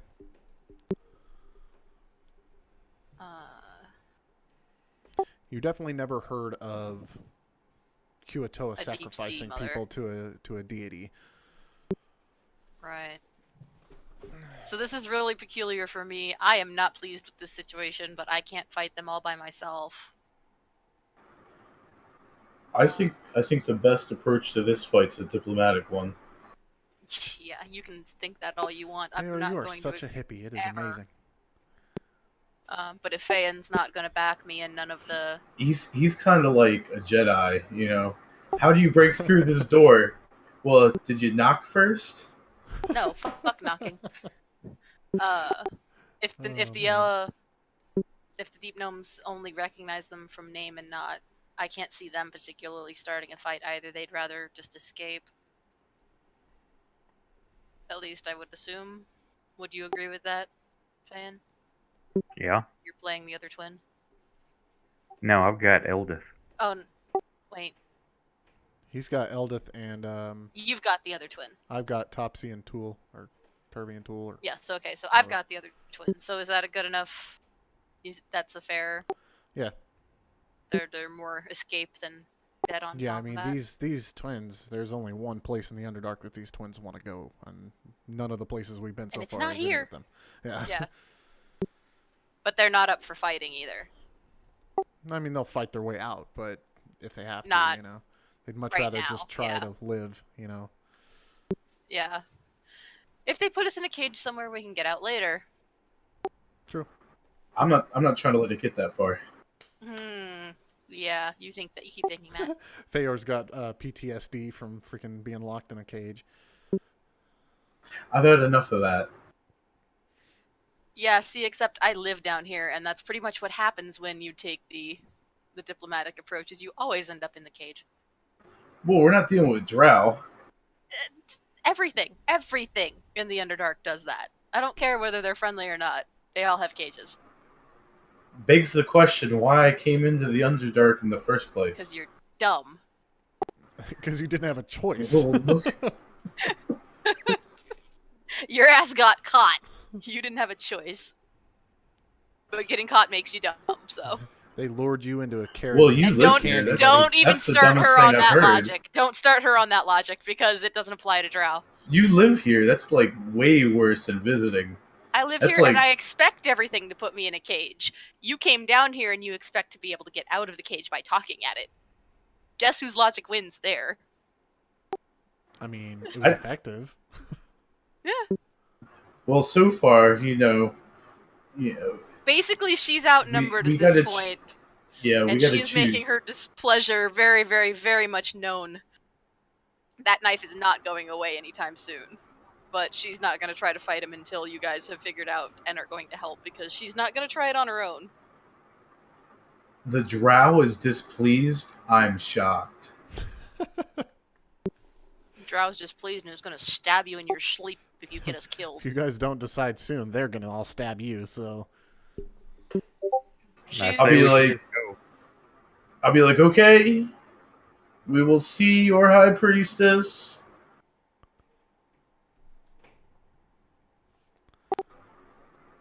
all right. Now that she knows, that he doesn't understand Undercommon, she's muttering uncomplimentary and Undercommon about the things that she's going to do to him when he falls asleep if they get her killed. I could do the same in Dwarven. And she cares because? See, You're that's the one that's currently the saying difference we're going between with fish, so... that's the difference between Fayore and Kezzskull. You curse Fayore under your breath. Fayore doesn't even give you that much of his time. She's got nothing better to do since you're apparently leading us into, cages. You're lucky she's cooperating that much. Take it and get going. She could have just started Then slashing. we go. And... Yeah. Here we go now. Mr. DM. I said we're going. All right, so they all kind of what's the word I'm looking for? Heard. Herd. Thank you, herd. Damn, that was really hard for me to think of. They all kind of herd you towards the main gate there to the left, and as you guys are going towards that gate, coming towards you, you guys see another patrol of Kuo-toa. Appears that there's about 6 of them, and they have 2 other Kuo-toa that you can tell are probably leaders of some sort that are heading up the front of this group. And there seems to be another Kuo-toa that's in front of them that's sort of dressed all posh and blinged out. I mean, for a Kuo-toa. Fish. Yeah. And sea pearls and whatnot. Right, some barnacles. Too homestuck for comments like that. And covered it in bioluminescent algae as a diversion. Damn. So, anywho, and as they come around, as they come up to you, they sort of split off to either side of you, and they appear as though they're about to greet the other Kuo-toa that have you as prisoners, and then they take their spears and start stabbing the other Kuo-toa that have you held hostage and slaughtering them in the most undignified ways. And all I can do is make and there you have it gesture at frickin' Fayore. Well, hold on now. They attacked our captors. Our captors, exactly. I am not helping them. They can die. I am pleased with them dying. Well, I'm not helping anyone. I'm just saying, they didn't threaten me. And these are other Kuo-toa that are doing this? Yeah, the second group. Yeah, the second patrol is slaughtering the group that caught us. And... So I'm still wary of this, but I'm pleased that they're dying. During the commotion, I'm going to try to use that as an opportunity to fade into the shadows. And I step into the shadow. Yeah, you fail. Just new. You go to do it and then forget what you were doing. Yeah, I fucking rolled a 1, huh? Not quite that bad. At that point, I would say you actually stepped into the light. Yeah, that stepped right into one of the fish. You found the only spot of bright light in the whole of the Underdark. You actually created light and stepped into it. You took your mace with you, so you're standing there, basically mace in front of your face, going, "Me, I am a leaf." Like when you got a flashlight shine. Right. All right, and then the Kuo-toa that's dressed quite posh-like. Let me see if I can get some visual aids here. I was about to say, I kind of want to hear you speak posh like while doing the fish accent. That's gonna be funny as hell. Oh, it's gonna happen. Just wait. Do not underestimate the fish people. That was pretty good. Yeah. Kind of Gotta sounded u- like Squidward, though. Gotta use like the finger on the lips technique. Otherwise, you won't SpongeBob. get it. That's about what I was expecting, yeah. Oh God, a whole village of Squidwards. Uh-huh. That's about right, yeah. So this dude walks up to you and hold on, I gotta close like 6 windows. 1 second. Okay. So he walks up to you and at first he speaks like, but only Kezzskull understands. And basically all he's doing is asking, Do you understand me? Obviously, I can reply yes. and the other two just kind of look at him like, huh? So he sort of takes his hand. I say common. And he takes his hand and kind of swishes it in front of his face in kind of a circular motion. And then he speaks again. And he says, I am Plupin, Archpriest of the Sea Mother Sloobludop. She answers my prayers by delivering you. Help us, and you will be rewarded for your service. I just spit everywhere. So no sacrifice. There will be a sacrifice, but it will not be you. She's definitely more pleased with the situation. Interesting proposition. Shall we go into your town and talk about it? Absolutely. Follow me and my guards to my home. We will discuss things when we get there.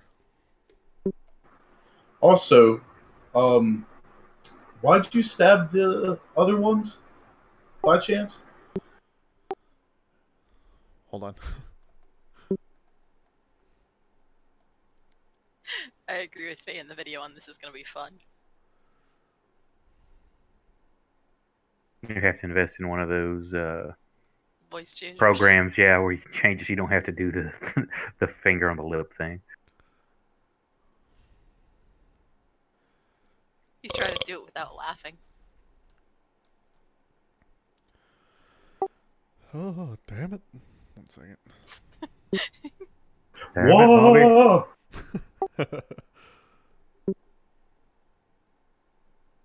I'll sell fish and fish products. I sell fishing and fishing accessories.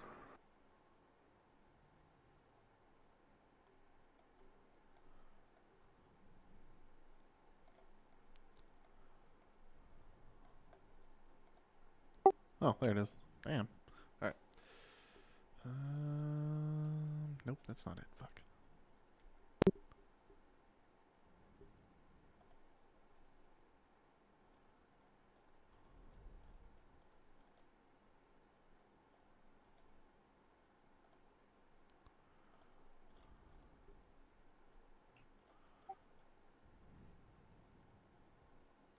Sorry, there's like a page that I'm looking for that I'm not finding.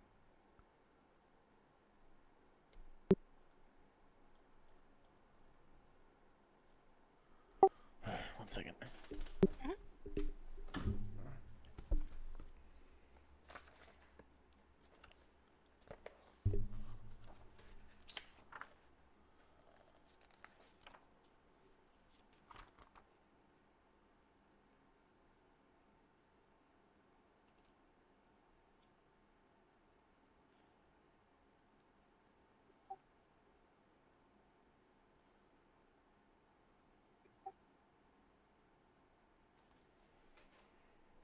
Found that shit. All right. All right, so you had asked Fayore, why his men slaughtered the other people. Correct? Mm-hmm. Yes, he did. Yes, yeah. Okay. Just making sure everybody's still here. All right, so as you guys walk with Plooplepine, he explains that that the inhabitants of Sloobludop have lived in harmony for many, many years, and they were all servants, if you will. They were all worshippers of the Sea Mother. That was their goddess that they paid homage to. He says there were occasional visionaries who stirred up trouble. He mentioned several that had created false gods and false goddesses and tried to claim that theirs was more important, things like that. Then he explains that a few weeks ago, his own daughter, named Bloplapod, had experienced supposedly a powerful vision of Limugugun, the Deep Father, and she proclaimed that he is the new god of their people. And she backed up her claims with a big display of her magical power, and so people assumed that, oh, she has power. It must have come from this Limugugun Deep Father guy, and so a bunch of followers flocked to her. And now this new Deep Father religion is kind of pushing out the old Sea Mother religion, and it's creating a lot of tension amongst the people of Sloobludop. He says we're split in two, fighting amongst ourselves, and he says that the followers of the Deep Father have been making an increasing number of offerings on his altar, using blood sacrifices, chopping people up and throwing them into the waters of the Dark Lake. And he says it's crazy because something seems to be consuming these things. Okay. Sounds like troubled times for the Kuatoa.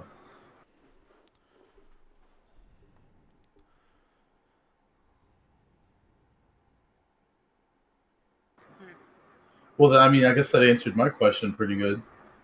Yeah. And you guys, he takes you into the center-ish of the city. It's not really marked on the map, so I'm just going to kind of pick one.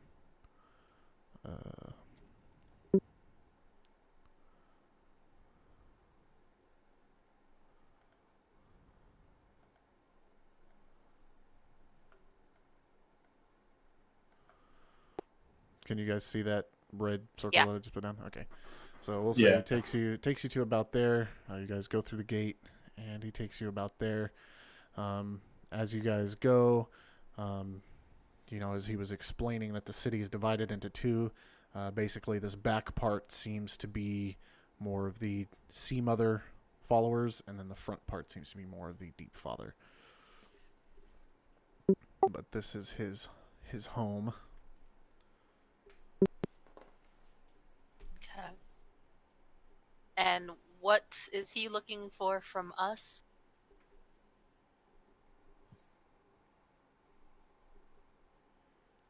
Hold on, I'll get there.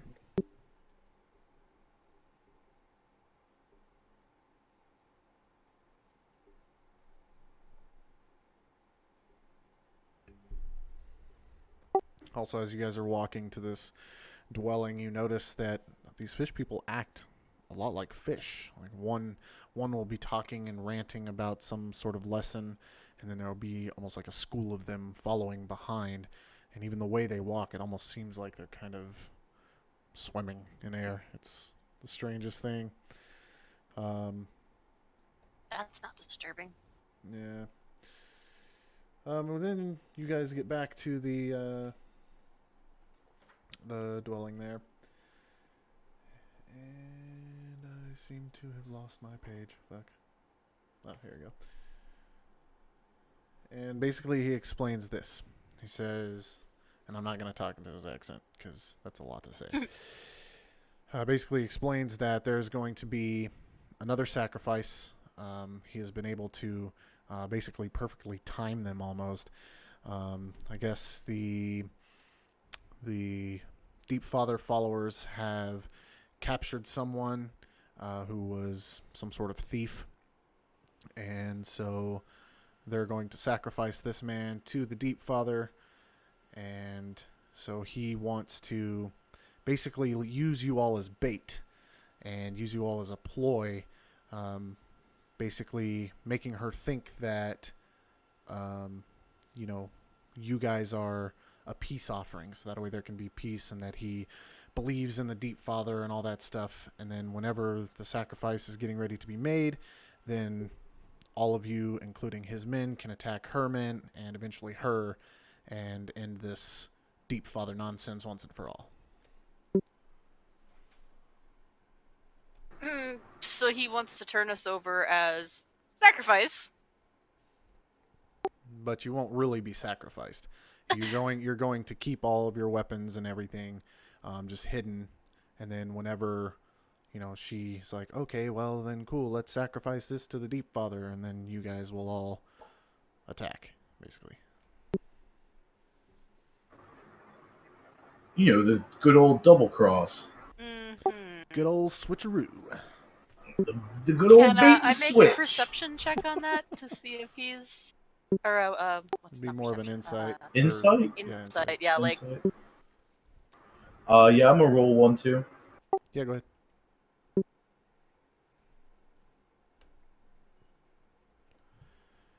Come on, Fayore, where's them high rolls, man? Saved them for combat. Fayen, are you gonna make one? I can. I'm just I mean, kind of just hanging Fair back, enough, watching yeah. everything. Yeah, it doesn't really matter, I guess. Fayore just kind of, I guess, doesn't care enough. stairs. But Yeah. Kezzskull, you I'm focused on the money. He hasn't even promised us any money. He just said we'd be rewarded. For all you know, he's gonna give us fish food. Hey, they find pearls, I bet. Yes, but that doesn't mean we're going to get them. You haven't asked. I bet they got a lot of them too. you're such a child. He's just brain focused on one thing and not even listening. He's a jeweler. When we get fish food, A- I'm going to just a go, big a chest full of pearls. That'll keep them eating for years. This is true. fish food. That's all I have to say to that. What was I saying? Oh, yeah. You were at, what So- I got out of it. So you can pretty much tell that these people, even though they do seem a little off their rocker, you can pretty much tell that he's telling the truth. He finds this blasphemous, and it is a betrayal to his people who have worshipped the Sea Mother for years and years and years, and now they're bringing in this horrible new, bullshittery that he wants to exterminate. Okay. And keep in mind, he was the initial ruler of this place before his daughter decided to do her own damn thing. Mm-hmm. Well, I wouldn't say If it ruler keeps of us this place. alive and keeps us beholden to people, or beholden to us. She's gonna kind of just step back out of the general conversation. I And mean, watch for- what you guys do from her little spot. Fayore gets it. There's been a coup. Former leader wants to hire some mercenaries to put a swift end to it. I mean, I get it. Now, I'm just going to move on in the conversation. I'll be like, I can agree to this, but, that's some great personal risk I'm taking. Me and my comrades here. We would need proper compensation for such things. And he brings you over to the rear of his dwelling. There seems to be some sort of closet door of some sort. And he opens it up. And he says, Will this be sufficient? These are, let's just say, offerings from others that have been, let's just say, collected. and in there you see a lot of copper pieces, a hell of a lot of silver pieces, some bunch of gold pieces, some potions.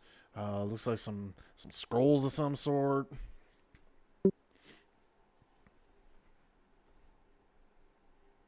She's not really paying attention to the closet space. She's just kind of stroking her arms in the back, so whatever you guys are. Stroking. I mean, it's proper treasure. So I mean, I'm gonna look back at everyone and be like, well, who's in for an ambush? That's how I roll. He asks the rogue. So she'll stop stroking and kind of reluctantly agree that this is something stroking. she can do. Shush! It's my rock. Back off. Sorry. Plus, being friends to at least somebody in Underdark. She doesn't Be a care nice about change of that. pace. She's not friends with anybody. What are you talking about? Except Stool. I mean, come on. Well, yeah, but that's not a somebody. That's a something.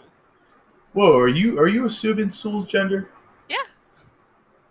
It was inside my head. I think I can. Okay, I mean, it doesn't look like any objections. We're me and my friends would be happy to help you. This doesn't sound like doesn't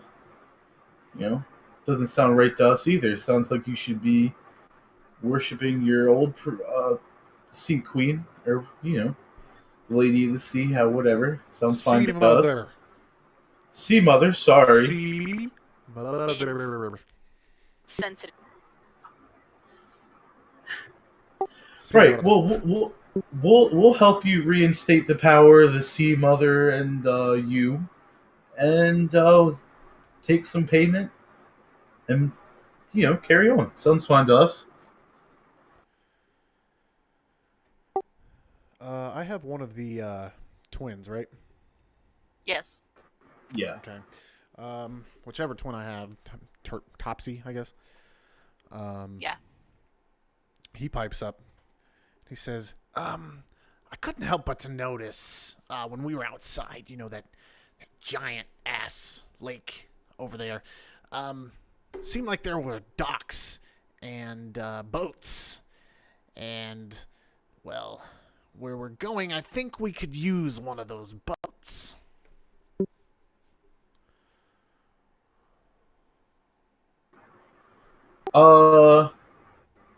So you want to He's add that talking to the to deal? all of you guys, to see if you guys want to,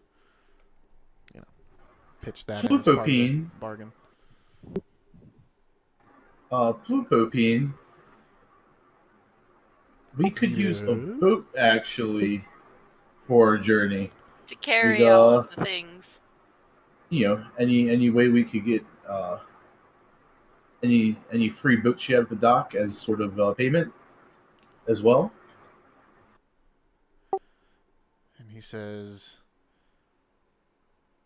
A boat may perhaps be a little too much, but I can give you ferry service to wherever it is you need to go. my mouth I is getting dry look doing back that shit. at Need some I water. look One back at second. Topsy and ask him. I asked Topsy if that sounds fine. I guess ferry service is better than no service, eh? Surely we don't want to swim. I'm pretty sure none of us can drive a boat as well as a fish person you know anyway. enough as a drow that's been in the Underdark that you do not want to swim in the dark lake. What now? I said you know enough as a drow to know that you do not want to swim in the dark lake. Yeah.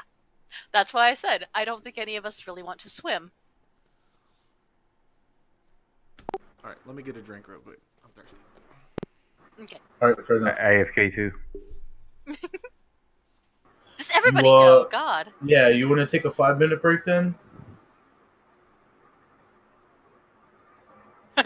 You're already being No. ignored. Yeah, we're the only ones left.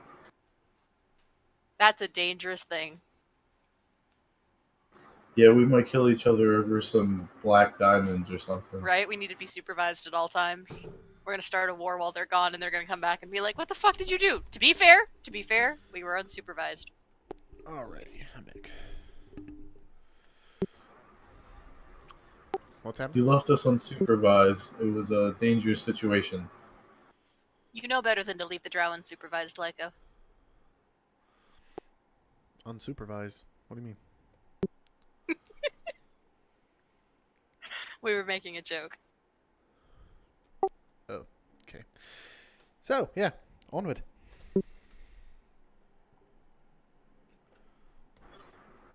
Fayen is AFK at the moment, I think. Mm-hmm. Hey, the two of you roll a perception check.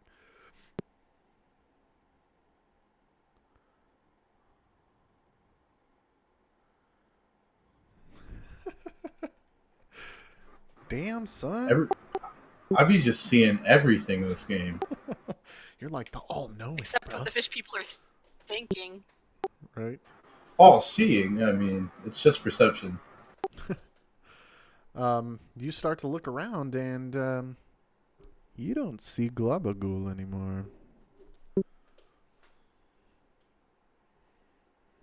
I'm Kezzskull, you can choose whether or not to perfectly give a okay fuck. with this. Yeah. But, Fayore, I know you care about Yeah, all I'm just things. kind of like, oh, hey, talking, eating thing is gone. Well, when did he disappear? I was trying to keep track of everybody. You apparently No, failed. he seemed to follow you guys into town. When's the last time I remember Global with us? As you guys were walking to the dwelling. Into the what? Into the hut. To the hood. Oh, so he was he with us when we were in the city? Mm-hmm. Well, I'm just gonna look around and be like, "Where's Global?" Don't know, don't care. I'm gonna ask. Hold on, I wrote his name down. Plupapine. Have you seen my gelatinous cube?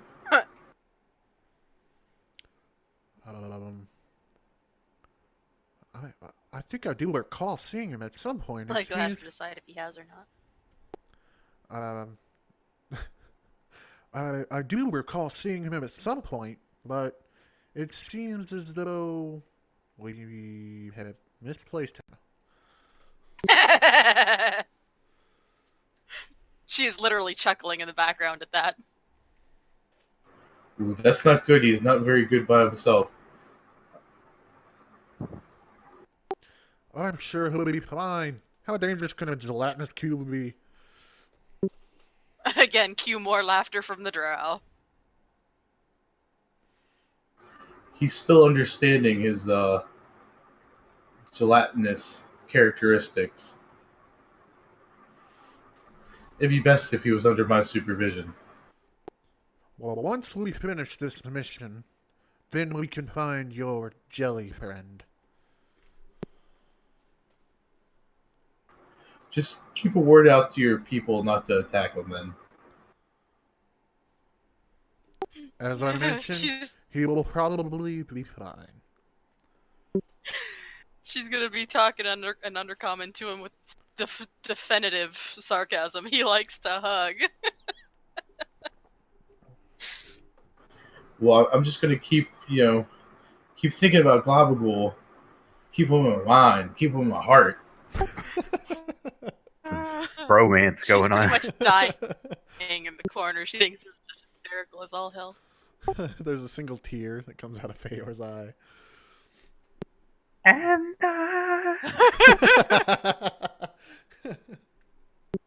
He literally poops treasure. Right. As she's just kind of like looking, down at the little stool, and she's like, "Well, I keep better track of my pets." And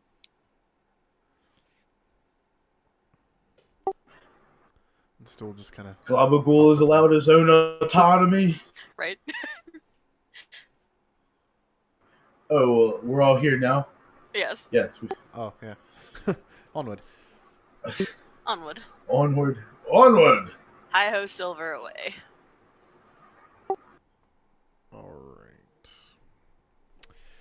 So, are you guys ready to initiate the bait switch thing? Sure. Is there anything we need to know from the fish dude?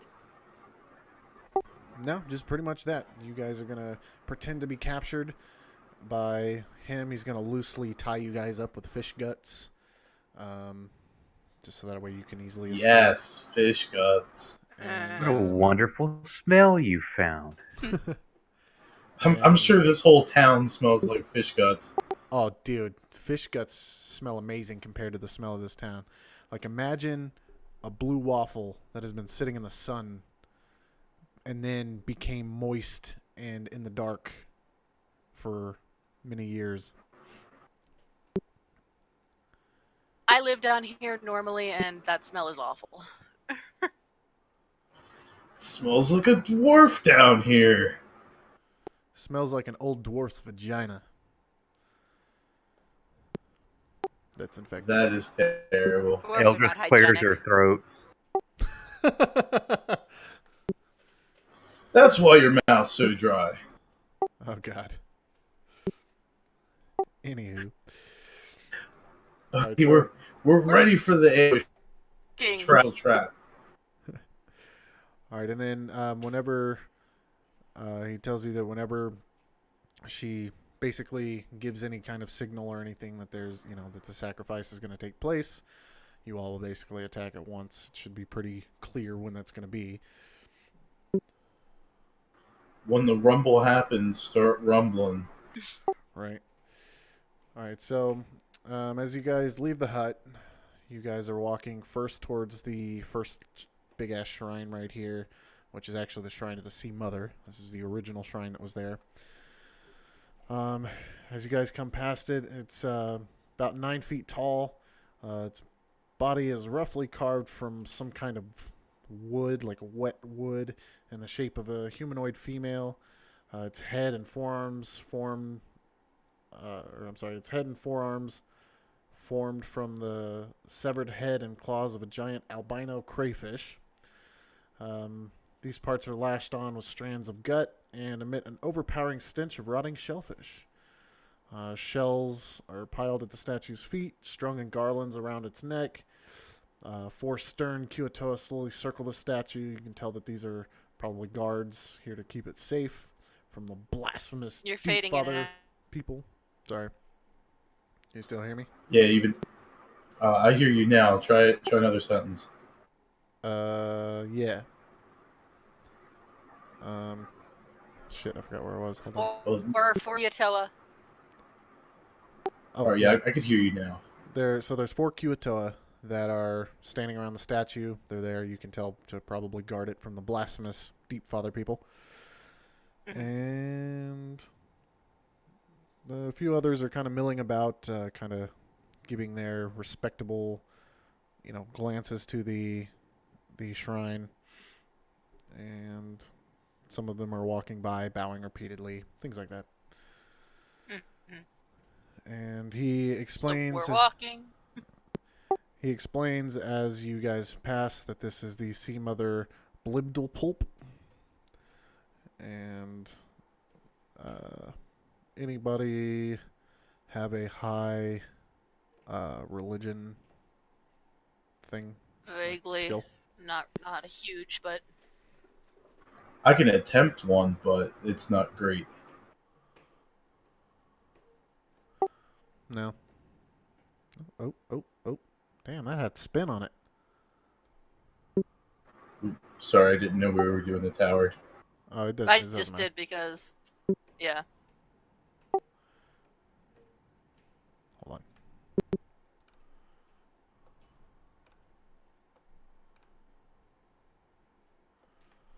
on. Yeah, none of you really recall anything. Yeah. That's why I asked in the beginning. That's why I asked in the beginning. I didn't think I would, Yeah. You want to try it, Fayen? I can. Would I even know anything about religion down here, though? You could. I mean, you could have learned it from a textbook or, just something you might have known School. in passing. This really isn't that important, but, the damn book tells me to have everybody do a religion check. Oop, nope. All right, so carrying on.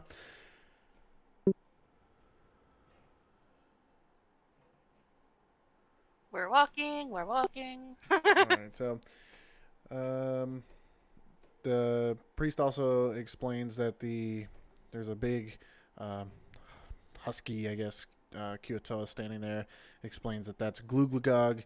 He is a Kuatoa whip, which is basically like an elite guard of the Kuatoa, and that is actually his son. The other beside him is the Kuto and Nene. Yep.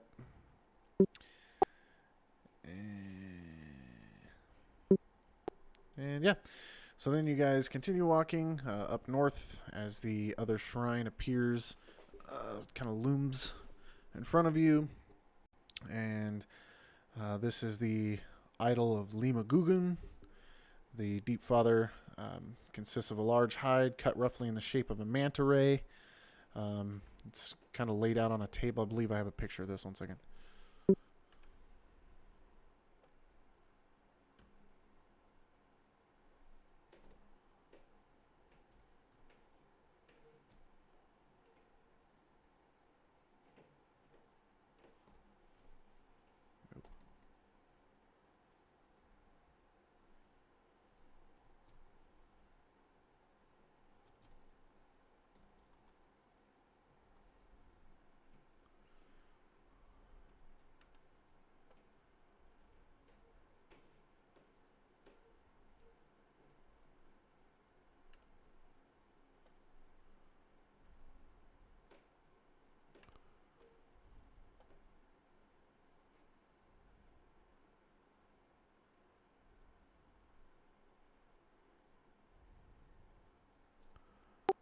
That's shitty. There should be one in there somewhere.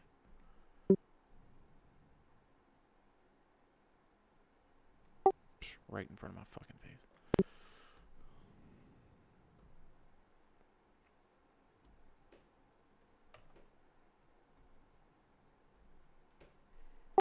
So this is what the Shrine of the Deep Father looks like. Okie dokie then. That is gross.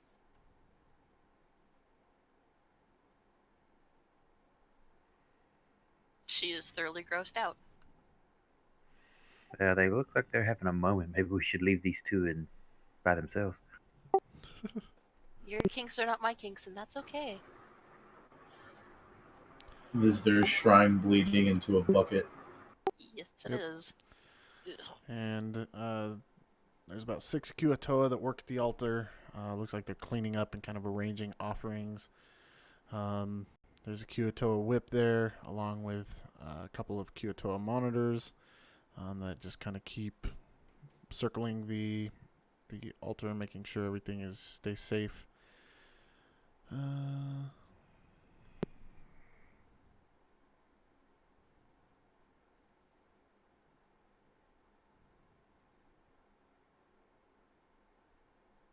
Do we have an equal amount of people with us? Are we desperately outnumbered?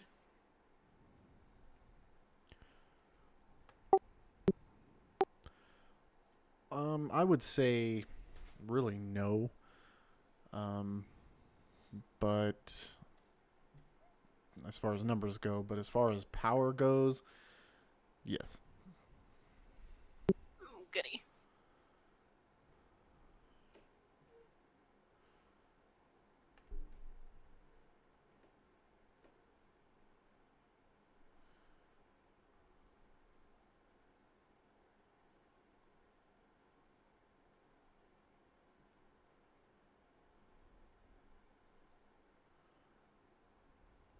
One second, just reading something real quick.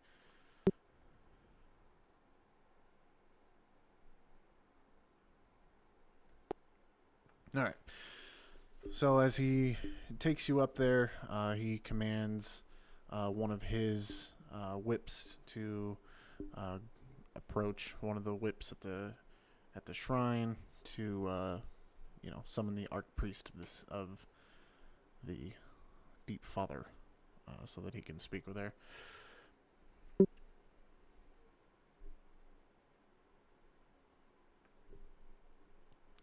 And she comes from around the other side, and she speaks to him. She's all, Father.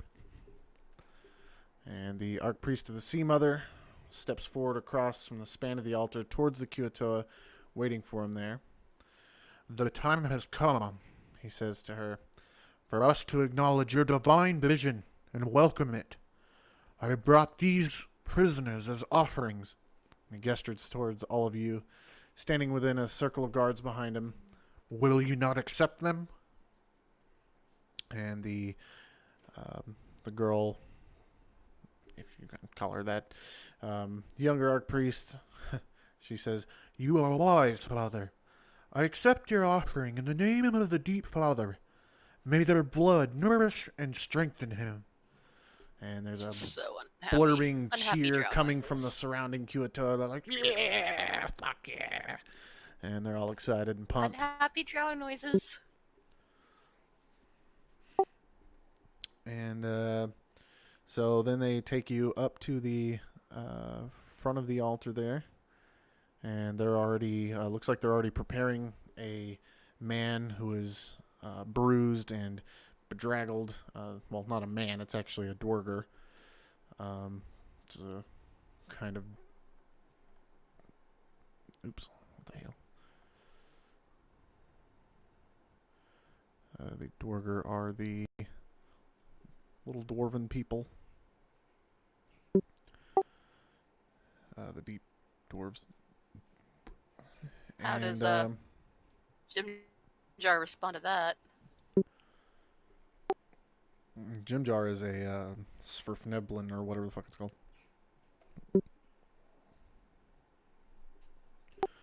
It's not One second.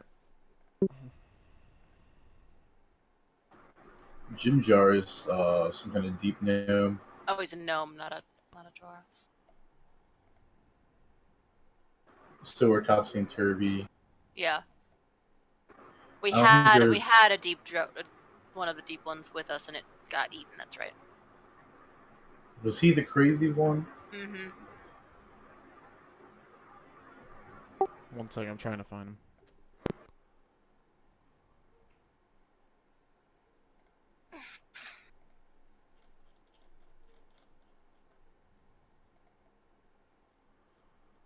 Quick question.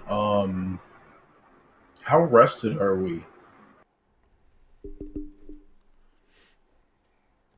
At this point, you guys have been going all day. So, I mean, you know, it's basically the end of your... reaching the end of your day, if you will.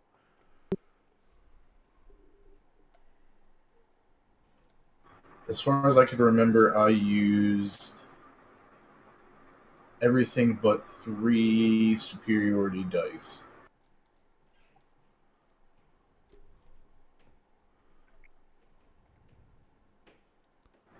Now, I guess we would have taken a short rest before this. Is that...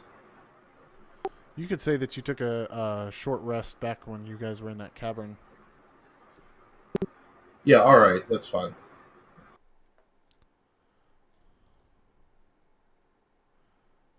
Here we go. That is Bupido. That is the Dwarger. Oh, no, he's a fucking Darrow. God damn it. Besides, wasn't that the one from back in the cave? Yeah, he was in the cage Yeah, with us. hold on.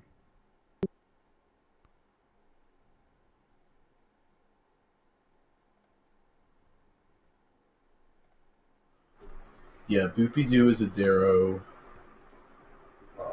Eldith is like a normal dwarf. We didn't have any, I think. Jurger. Yeah, there's a. He's the one who got pulled under the water, wasn't it? Mm-hmm.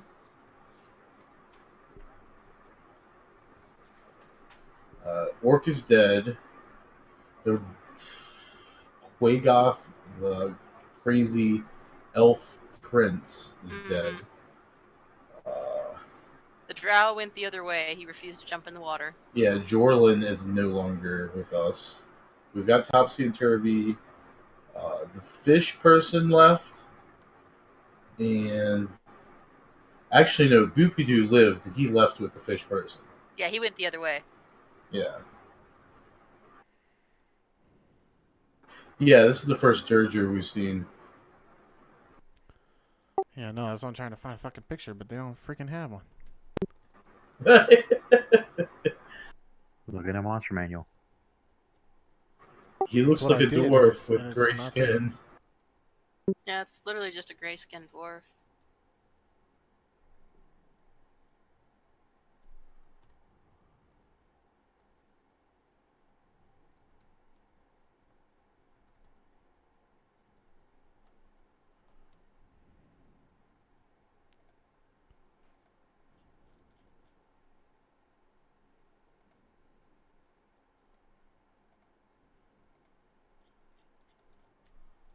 Motherfuck.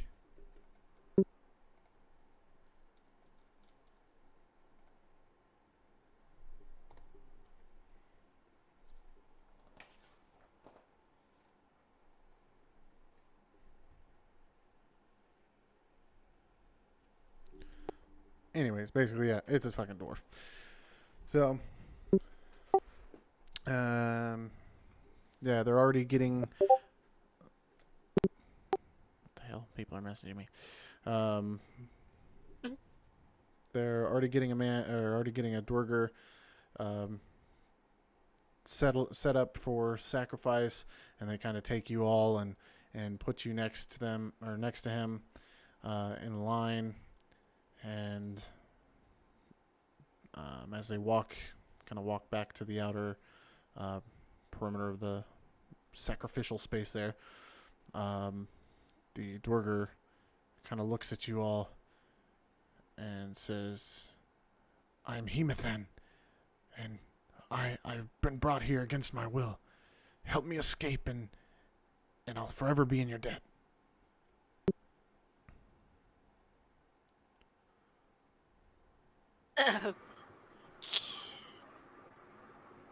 uh, Fair enough proposition.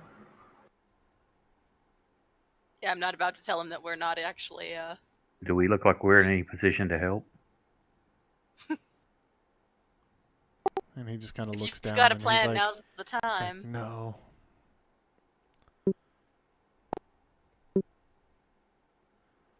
Perhaps we can fight our way through and steal a boat. You can run when we do. He kind of smiles. "Fair enough."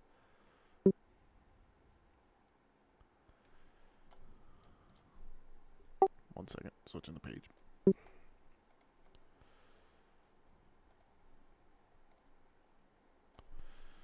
All right, so all of the Kuatoa, both from the Deep Sea Mother, from the Sea Mother and the Deep Father, they kind of blend together, hold hands, and kind of parade around the altar in a wide circle as they chant, however they would chant, I don't know. And some of them, part of their path kind of sends them splashing through the water a little bit. It's just a big commotion. After a while, you can't tell which side was which. They all seem to, look the same. But you see the Archpriest of the Sea Mother and his whip. You do keep an eye on them moving towards the altar. And at that moment, Bloplopod calls for all the sacrifices to be brought forth. And so there's one Kuatoa per person, so there's, 4 Kuatoa altogether. Jumps forward, and they kind of prod you guys with their spears to herd you toward a slight depression about 20 feet from the altar that goes into goes kind of above the water. There's a little grate there. You can see the stonework of the depression as it's stained with blood of God knows how many sacrifices. And you can hear the gentle lapping of the dark lake coming through the grate. And the chanting grows louder and louder and louder. And when you're brought forward, Blooplepod gestures towards the altar. And As she does so, Blooplopod turns around, grabs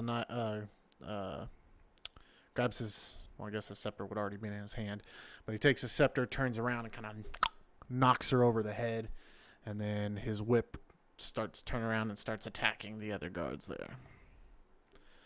Okay, I'm assuming that's the signal. And people start fighting. Yeah. Yeah, let's go. breaking free. So I'm going to cut here's the the question. bonds. Okay. So you got two factions basically fighting. Are you going to fight with Blooplopod's faction, or are you going to fight with Plooplopine's faction? We came here to fight with the one guy, but you said we can't tell the difference anyway. Well, yeah. Well, I've got it. Oh, go ahead. Well, I mean, just for me, I made a deal with Bloopopod. He showed the money. He seems reasonable. Ploopopine was about to ready to skewer us, her faction on sight. No, you made a deal with Ploopopine. Bloplopod, sorry. Her faction is the one that almost killed you. Ploopopine's people wanted the one that wanted us to help. The male wanted our help. The female wanted to skewer us. Right, Ploopopine's I mean, we made a deal. Ploopopine probably would want to, like, if we helped her, she'd probably still want to sacrifice us to her. Ploopopine is the male. Oh, Blooplopod, right? That's the female, right? Just say the dude to the chair. Right. Blopopod would probably still want to, still sacrifice us afterwards. I mean, for me, it's just an obvious choice. But again, we can't tell the difference between the fish. That's what you just said. Well, now that they started attacking each other, I guess you still wouldn't be able to really tell. So, but I mean, well, the battle lines should be clear. His people wouldn't be attacking you because they know who you are. So, okay. But all right, let me.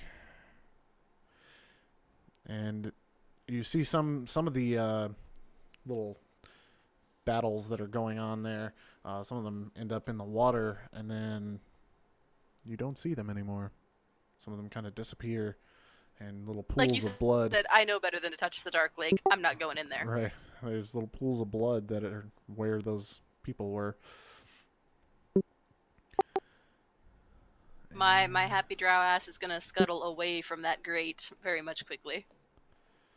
Well, I gotta clear out the damn combat tracker. 1 second.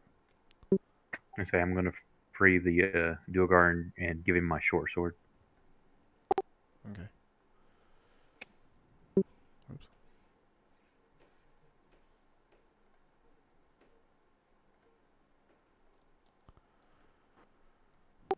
Alright, because I don't have stats for this guy for some freaking reason, he's not gonna be in the battle, so. He's been too beat up.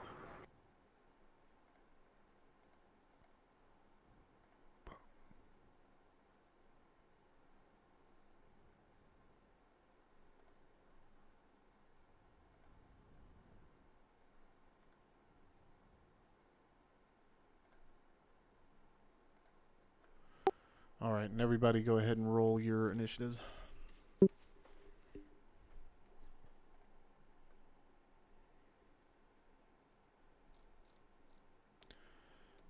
Yeah, Fayore, looks like it's you, son. Told you I was saving him for combat. Mm-hmm.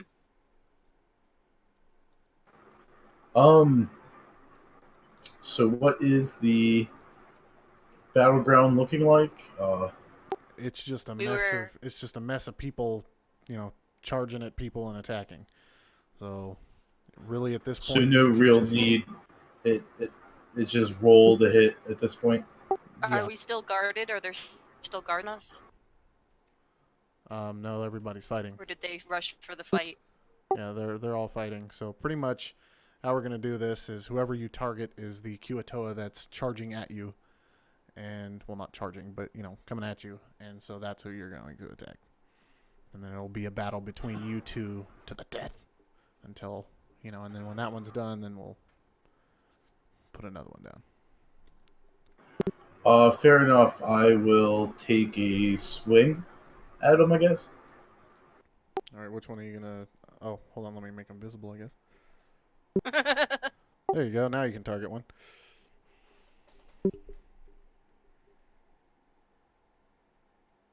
Are they on the map? No, Or in the the combat it'll be tracker? just the combat tracker. Shit, where's my tracker?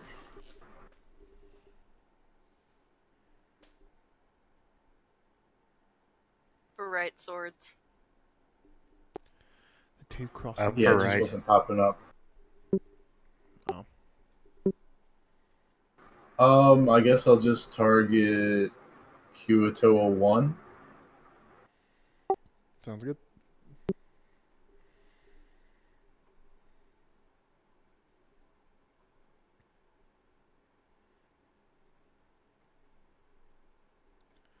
You can press Control and then click on him to actually select him. Click on his thingy there. Did I get it? No, it'll say Yes, it to in hit. your. It'll say it in your little box that you selected certain one.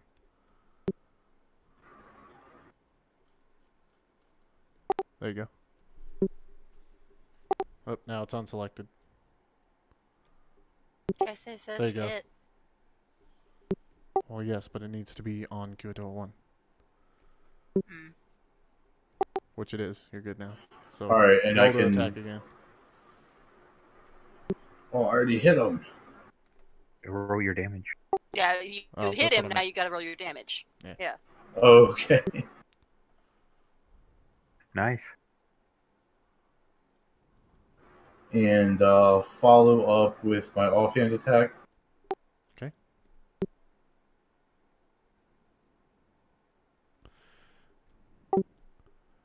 And as you do that, you slice two big gashes into him, and just this nasty greenish, reddish blood just spills out, and he just falls over dead.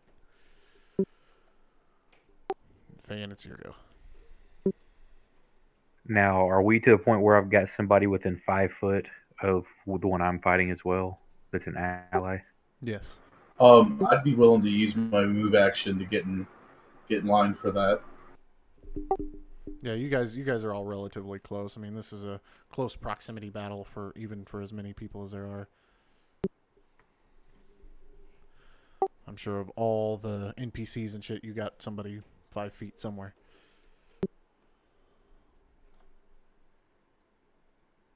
Doesn't matter.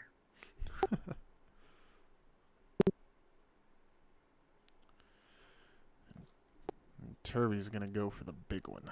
Turby's gonna select Bloplopod. Oh no, not Bloplopod. He's gonna go for the Kuatoa. I didn't roll, or did you roll for Eldith? Because I forgot She to. hasn't come up yet. It's not. Well, I didn't. Yeah, I didn't roll she's on the initiative. tracker. Oh Yeah, yeah, she's on the tracker, I but she rolled hasn't come up initiative yet. for all the NPCs at once. Cool.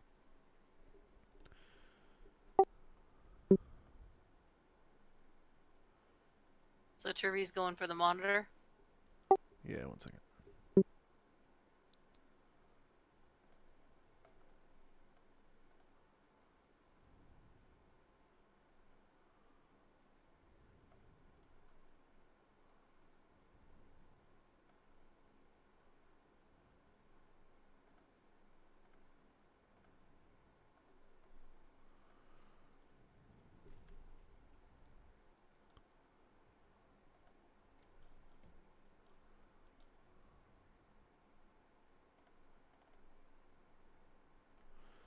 Ooh, that was a big old miss.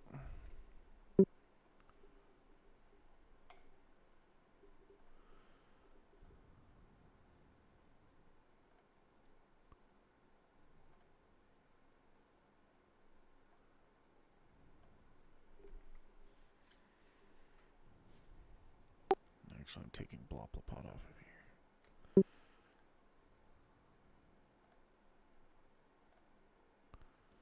Alright, Kezzskull, it's your go. Right.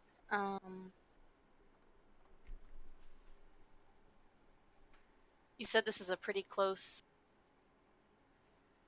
combat? Yep. Okay,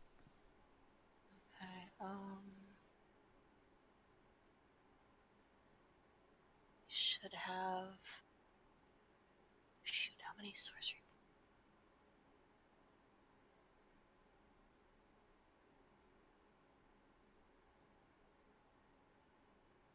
Hold on a second, I wanted to double check. What?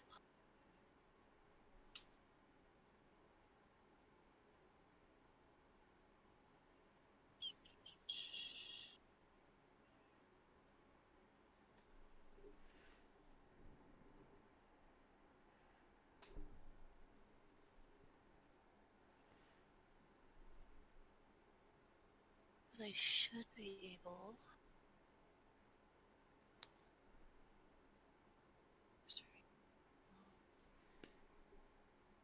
Okay, so... I'm gonna go for... I don't know if I can select 2 at one time. I'm gonna go for... Yeah, just control click 2 different ones. Yeah. Yeah. Did we take out the big boss? Where did she go? I took her off of there. She's fighting with her father right now. Oh, okay. Alright, well, I guess I'll just go for 2 of them then. So just control click on both of them, you said? Should give me 2? Yep. Not showing? You get Yeah. Why? What are you doing? You had them and then took them off. Oh, did it? It'll show underneath your character in the tracker what you have targeted. Oh, So when that's you why. click on Okay. one, you can Yeah, show because I can't see both of them while I... There we go. monitor And 10. and 10. There we go. Okay. So I'm going to use one of my sorcery points, and I'll twin my inflict wounds onto both of them, since they should be close enough to do that.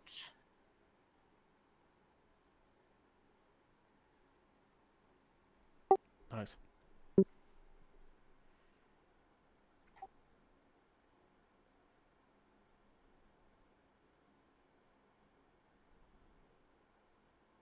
And so those were both hits, and then why did the attack miss? Shouldn't have just done damage? Do what? You attacked twice instead of attacking and then rolling for damage. No, the first one should have been a cast. What the hell? Well, it wasn't. So The monitor hit, and yeah, it shows it hit it twice. And to a yeah, 10. you got hits. Now you got to roll for damage. I hit the attack. That's... Oh, okay. There we go. Wrong button. That's why. But now you only have one selected. Oh, it didn't take the other one. Because when you do the cast, it It only missed it. selects one. So it removed it from you automatically yeah. in case there's other conditional modifiers that apply. Ah. It's part of the new thing. Okay, so do I need to select it again and then do damage again, or did I... No, you missed it. I missed it altogether. Okay. Yeah, that's why, because since it showed a miss, it automatically moved it. That way, any damage you roll doesn't Right, apply. it doesn't show to it. Okay. Now, if you want to attack it again next time, you'll just have to reselect it. Right, right. Okay. That's all I can do. All right, Fayore, you have Jim Jar, right? Yeah, I need his character sheet though. Oh, that's right. All right, hold on.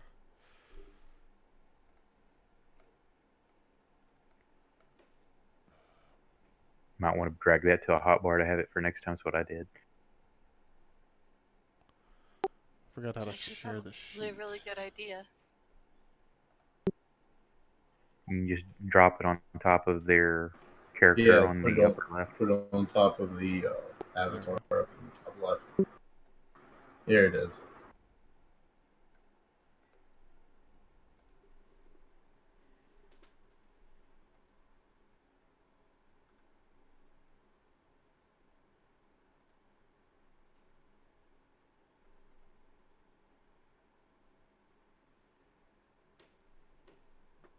It's only letting me do the control thing for myself, so I'm just going to. All right, which one do you want to? Which one do you want to select? 9. Okay.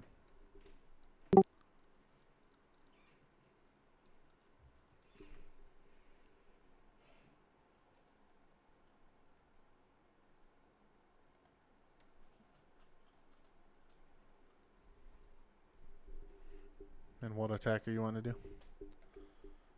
Or attacks? There you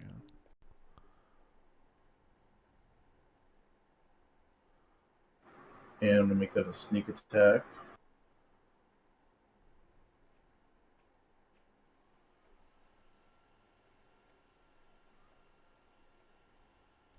And you get one more attack because he has multi-attack. The Ooh, what is- effect to you, now you roll damage. The thing is, you roll damage first. You should apply sneak attack and then roll damage.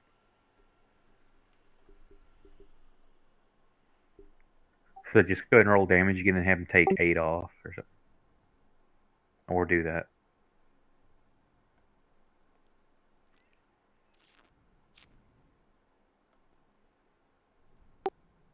So I add 6 to the initial damage.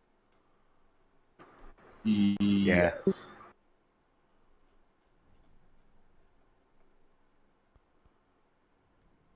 Why did it not? Oh, there it goes. 8 plus 6. You'll need to clear your sneak attack on him too because it's still on there since you didn't actually roll.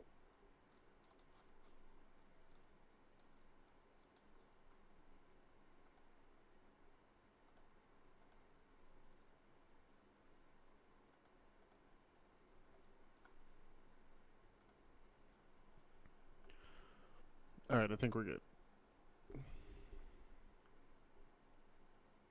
Uh,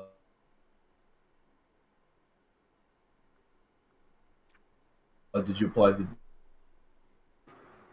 Did you add the 6 to the Perpetua 9 Kuotoa? And he's shown to be heavily damaged. Yes, I did. Okay, then I'm going to make my second attack against him. Okay.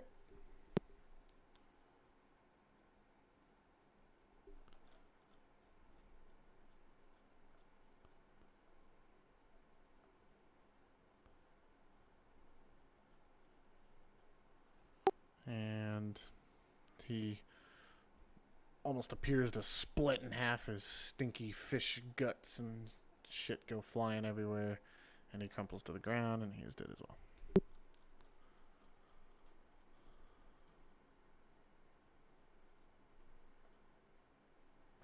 Yeah, I can't advance the tracker on the NPCs. Alright.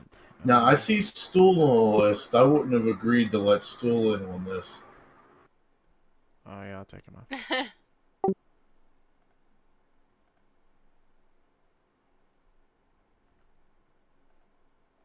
He can't right. There we go. Okay, so they're all healthy. I guess he'll go for the wounded one. I already took a shot at it. Did you want to give me his sheet? Oh, yeah, my bad.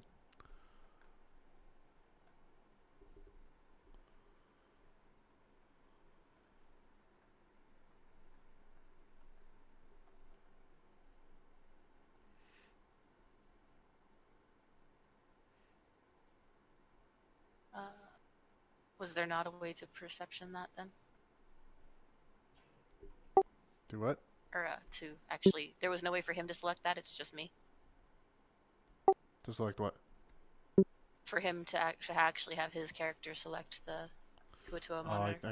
I think I have to do it. Which one were you doing? The monitor? Yeah. It's the only one that's damaged, so. There we go. You can also drag and drop your attacks on the one you want to. Yeah, yeah. So we'll just go.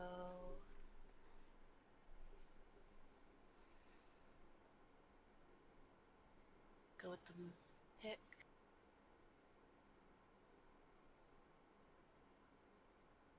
Nothing. That one's a hit.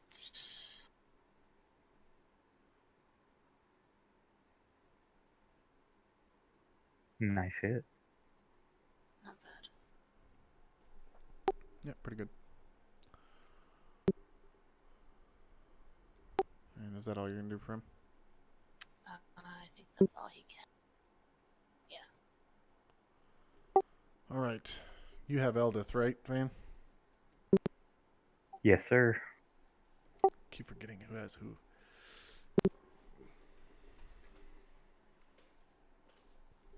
Damn.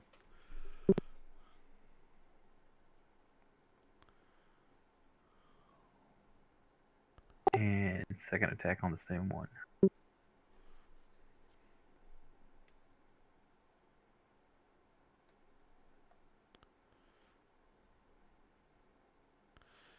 And you take and Eldith takes the warhammer and slams it down on the fish's head and it just fucking explodes.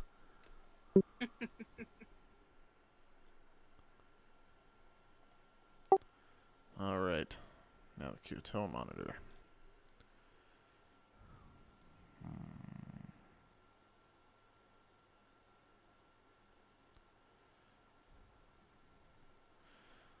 Who was the first person to attack the monitor? Me. Oh, he was already damaged to attack him. When he was already damaged, it was Topsy. Was it? Oh no, it was Turvy. Okay. I see. So he's going to select Turvy. I'm about to have to switch over to phone and go get in line to pick up kids, so Cool. Okay. you'll This have to roll for me. this combat's almost over, so. Let's see. I mean, I can keep playing, I'll just have to do it from the phone. Yeah, no Mhm. problem. Damn kids. I feel you.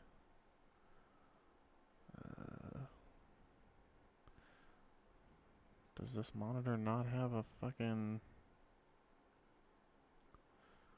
Nope. Oh, his Go to the next guy. unarmed strike.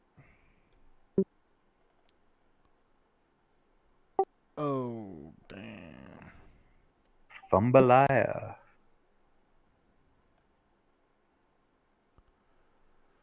And he goes to take he clenches his fist, and as he does, it's this lightning almost like forms around his fist, and he goes to swing at Turvy, but he misses Turvy's face, comes around, he punches himself in the face. Seems, Good job, Fish seems Face. to hurt a lot. Punches himself in the nuts. Lightning punch to the dick. Combo breaker. And cue it to a 10. Wants to go after Jim Jar. Let's try to get rid of some of these NPCs, yeah? No, they like us. They're gonna stay.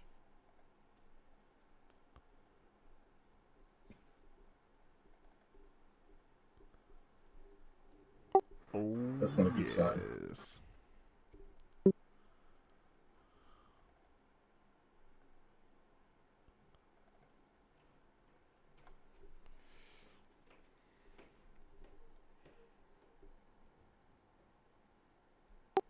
I don't know why it did that second one. Oh, hold on, I gotta fix it. -6 would be 9. There we go. Alright, and I don't believe they have multiple attacks. No, they do not. Now I have a question. Fayen, are you here by any chance? Nope, it's not. Never mind. He should be switching momentarily. Yeah. Yeah, that's cool. I'll ask him later. Alright, and then number 12 is going to come after Eldith.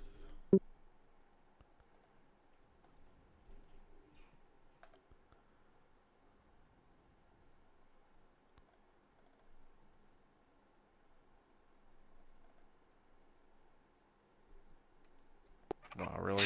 Like, poked her with the head of the spear, like, eh. She's all, ow, motherfucker. Right goes to stab her and catches right on the butt with the armor, and it's just like, yeah, well, that Fuck. didn't work. Ah. Okay, I gotta switch over. I'll be back in just a second. Mm-hmm. Yeah, cool. This one's gonna come after. So that one's gonna die because she's coming after him next round. This one's gonna come after Kezzskull here. No, it's squishy. Fuck off, fish boy. You should be all right.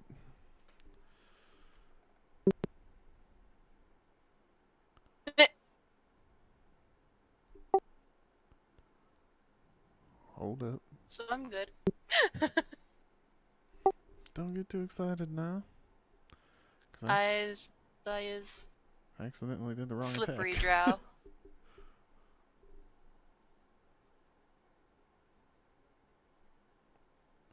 Yeah, that's fine. We'll just say that one missed.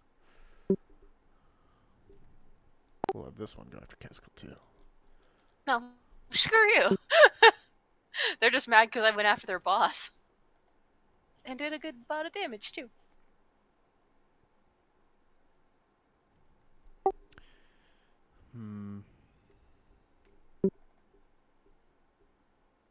Ha! Damn it! Come on! I is slippery drow. That is bullshit. What is this fucking to hit? Like 1? Jesus. Hey, you know what I am, Lyko. I am slippery drow. It's all good. The game acknowledges this. I've got more. What, are they all gonna fight? Like, gang up on me now? You're a drow, man. Nobody fucking likes you. Yeah. But they're a little busy, like, being smashed by the frickin' dwarf. What the fuck? Alright, let's see if Kyoto 5's got what it takes. I hope you were all appreciating this, Fayen. Like, I'm totally drawing fire over here. Fayore does not appreciate anything going on right now.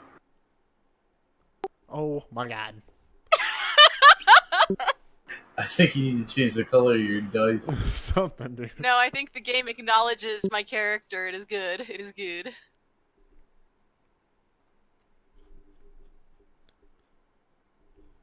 All I need is just a little bit of fucking damage. No! No!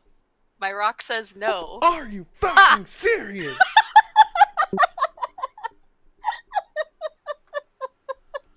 Alright, Kyoto 7. Don't let me down.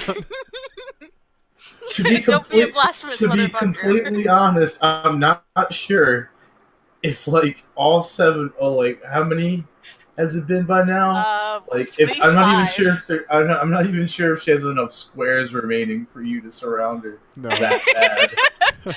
They're like climbing There's over not. each other to get to me. I was being a little unfair, but that's okay. I'll kill That's you. alright.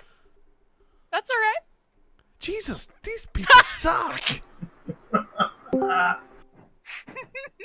Just one. You just get Fuck one. this That's the You whole missed round. it, Fayen. I took on like all of them and they all missed.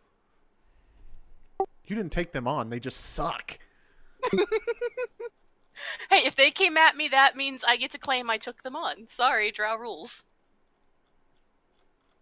A whole army of Koatalas came at us. Mm-hmm. Unscathed we were from their... Of not course, from this one. Fan gets hit like hell. And That's he's wounded. fine. I fixed my spells. That's not an issue. Alright, Fayore. Go Just on with don't yourself. die. No, he's fine. He That- got a flesh that wound. His but a monitor- flesh wound. His butt a flesh wound, and it's not even worth using my second wind one. But I'm going to do some attacks against that monitor. He looks important. He just punched himself in the balls, dude, with a lightning punch. He's obviously an idiot. And what kind of elf would I be not to take advantage of that situation? That would make you a drow. That would make me 14 intelligence good enough to beat up the monitor guy. This guy's having an off day and he's the biggest one. Let's take him down. I blame the fact that I hit him with a necromancy punch to begin with. Like, I kind of killed some brain cells there.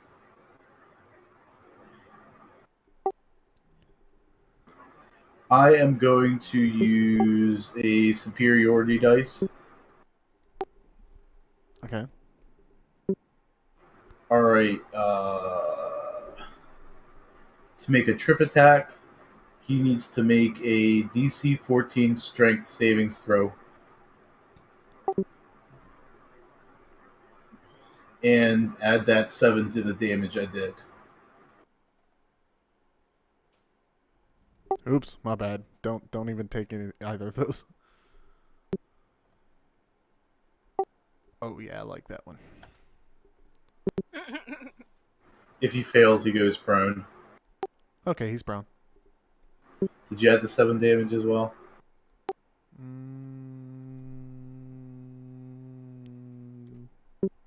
Yes. Alright, then I'm going to take a He's almost my done. my offhand attack on him. Sweet. What's the prone? What's the benefits from prone again? You get an advantage on an attack against me, I believe. Let me check that.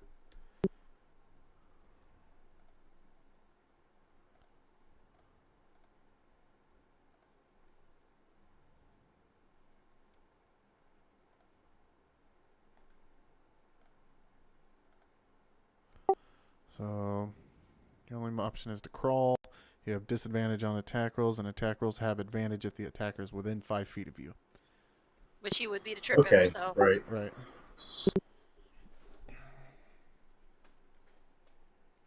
Alright, then I will do it with advantage. Yeah, buddy. Good thing, too. Nice.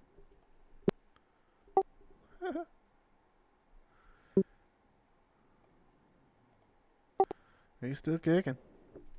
Not for long. All right, Fayen, what are you wanting to do? Let's see, you still have Kuatoa 10 targeted. Do you want to just attack that one?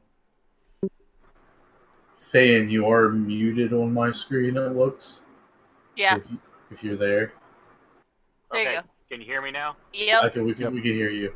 Okay, is there someone still in my face, or can I disengage to use my bow? He's still in your face.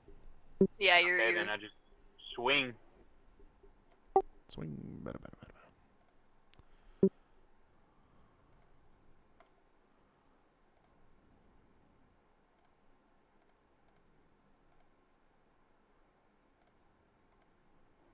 Did you hear me? Yeah. Yeah.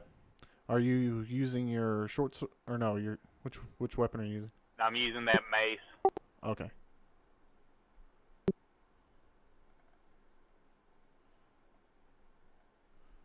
How the hell did you hit with an 8? 8 plus 5. Oh yeah, the +5. Sweet. All right, so you swing, hits him. He kind of staggers back just a little bit, but it doesn't seem to do too much damage to him. And did you say that I get damaged also earlier? Yes, you got damaged also. When I don't know, one of them was attacking you. Is there room for me to use my bonus action to disengage and like move up closer to Fayore or somebody to have cover?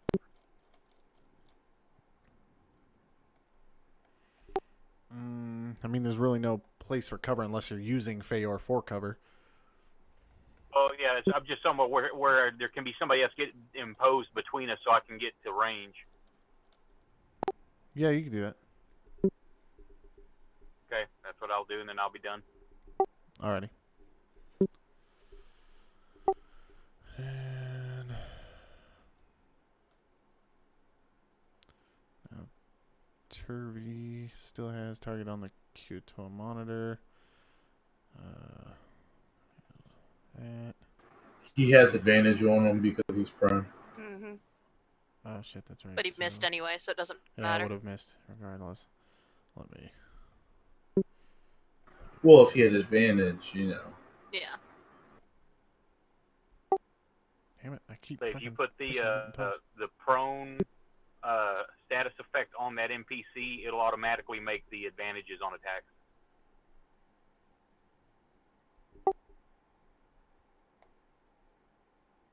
Oh, okay. Well, I'm sure he'll be dead soon anyway. That's his second attack he hits.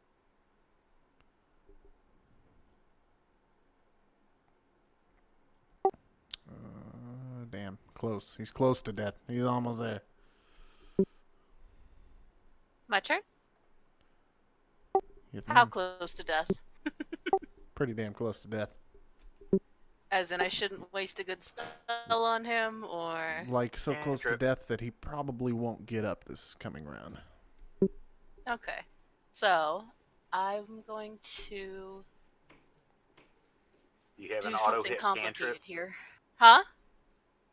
Do you have an auto hit cantrip?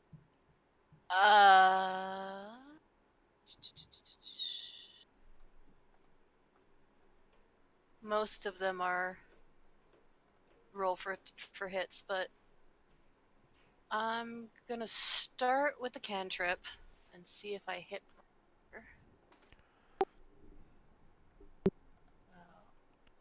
Here.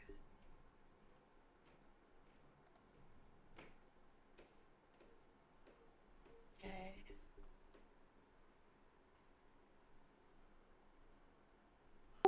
Why did you Oh, attack him? I hit the wrong one because cast and attack are right next to each other, and I'm looking at it as damage. Really? You did 1 damage too little to actually kill him.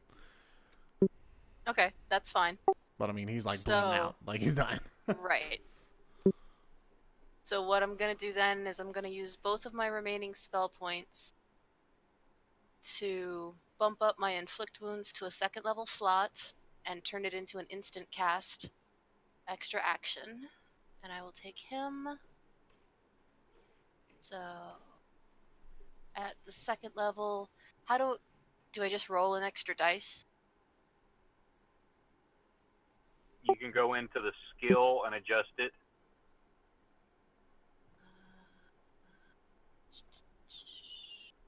So what do I you... see. Oh, okay. Yeah. If I bump it into a oops, damn it. How do I adjust it if I can't click on it? You have to expand the spell and I click did. the little Click the... icon, and you should be able to adjust the damage die.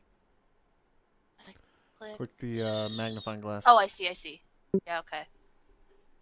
So then it's which one?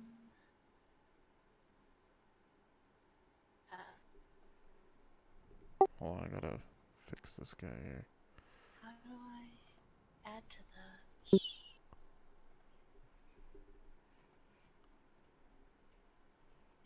10? There we go.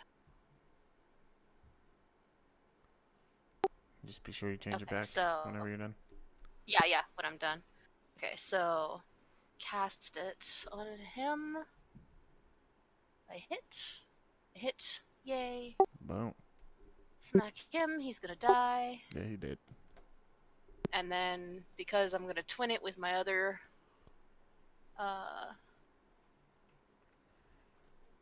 sorcery point, take this guy.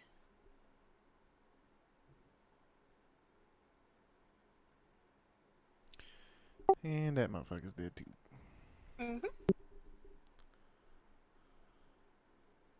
You sure you don't want to take that back about my magic, Fayore?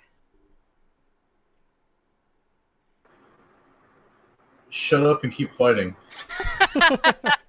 Shut up. You killed a dying creature. Good job. Alright. I basically killed the monitor. None of you assholes hit him, so I don't want to hear it. I don't know what you're talking about after I knocked his ass to the ground. Right? Mm-hmm.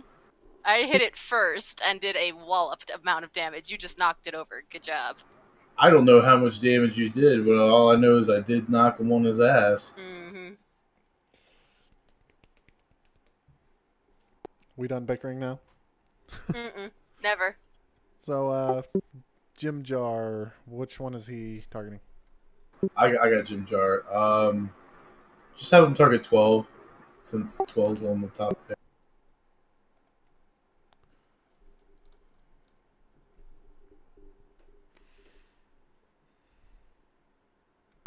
Excellent job. I get another one of those. I guess make it a sneak attack. I guess. Is there a way to apply sneak attack before rolling, or? Yeah, one Yeah. second. Do your roll the hit first. If you do hit, then put the sneak attack on yourself and then roll damage. Oh, okay. All right. Oh, snap. Hold on. Can you crit a sneak attack? Is the question. Yes, you can, and it will double any critical will double all dice rolled.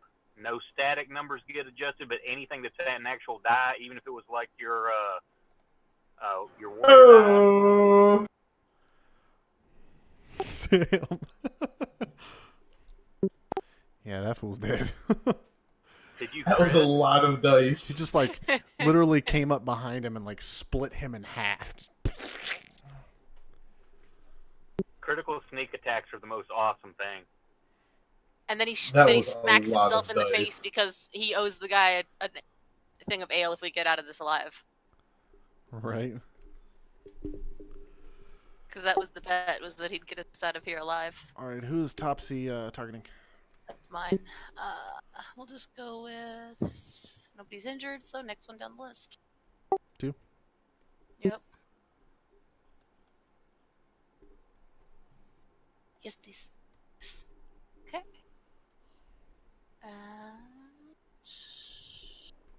Attack thingies.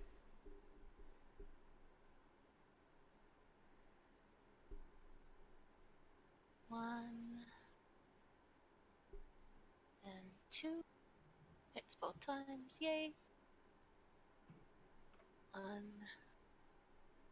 And 2. He's hurting. He's hurting. Mm-hmm.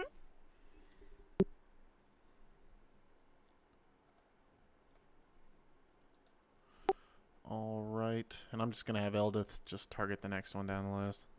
Yeah, because she fucking ruins them she hits, so... No sense wasting that. Let's see.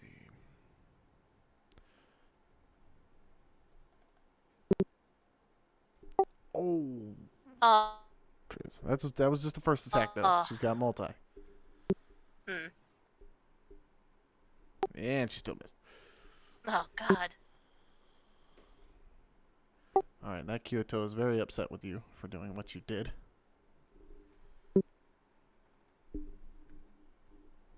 But it doesn't matter.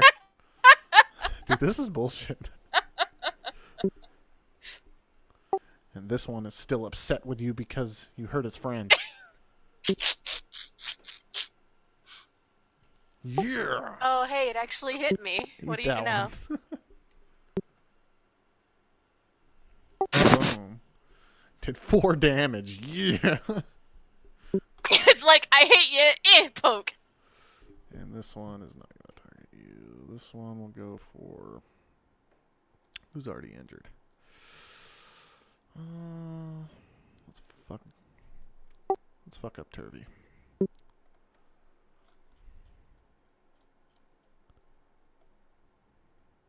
It's Oops, just I happy it got a hit on me, so now everybody feels justified, right? Right? So And I was now like, oh, they're not all that was gonna come cool. at me again. Yeah, everybody was like, oh, that was cool. They feel justified. I got hit. They're like, Right. okay, well. Damn, dude. You all need to use a spear. Learn how to use a spear. Right.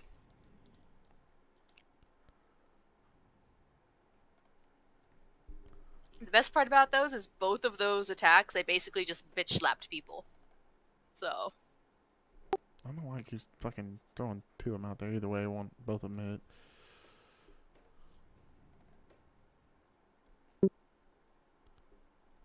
Damn it, why did it do it to you? Motherfucker.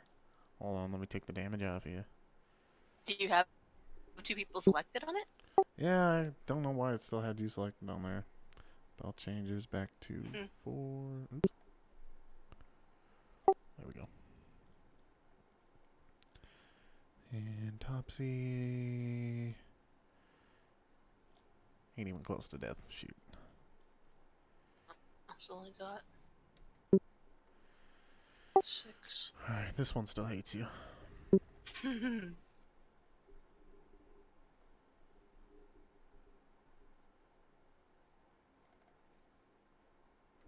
Oh, yeah. Mm-hmm. Smirk now. Mm-hmm.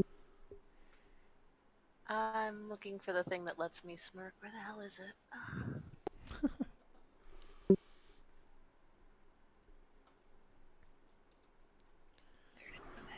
The Drow aren't proficient with smirking. Mm-hmm. And as this last Kuatoa takes a spear and kind of stabs her in the shoulder. And, Fayore, can you roll me a perception check?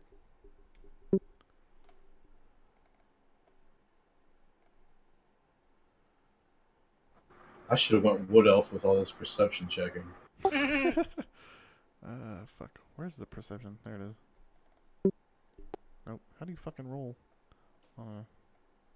Been so long since I've actually looked at a fucking character sheet. There it is.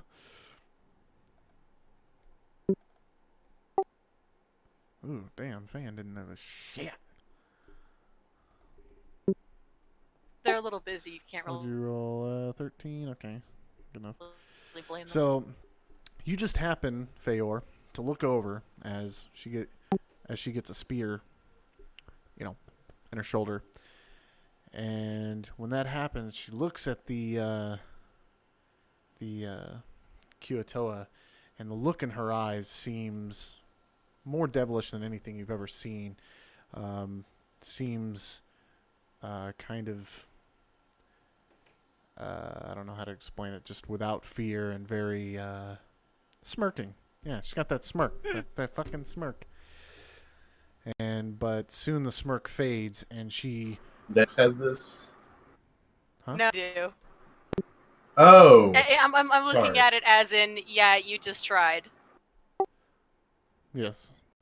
And as this begins to happen, she grabs the spear, she pulls it out. And as this happens, she begins to glow. Her eyes begin to glow themselves. They begin to change color, almost as if a light, not a light, of fire is coming out of them. And the glow around her body begins to swirl into almost a fire, if you will.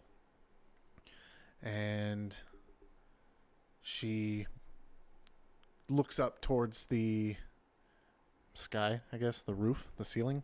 I don't know. And as she does so, it's almost like a scene you would see in like an alien abduction. She starts to float, and her body becomes stiff, and the power, if you will, that's around her continues to swirl, and then just swoops around and immediately starts picking up Kuatoa after Kuatoa and just ripping them apart / burning them alive at the same time, and just destroying and demolishing every Kuatoa one by one by one by one by one by one. One more. So this big conflagration erupts from her, and he had to roll a perception check to see that. Well, no, No, I no. wanted him to see if he had noticed her being stabbed. I wanted him to see if he saw the beginning If stages it set of it off, basically. Right. Okay, because I was like, that seems a bit obvious for a perception. Hey, you didn't even notice this, dude. All of a sudden, the Kuatoa are gone, and you don't know why. Yeah, you're like, what the fuck? weren't we just fighting a whole bunch of fish people?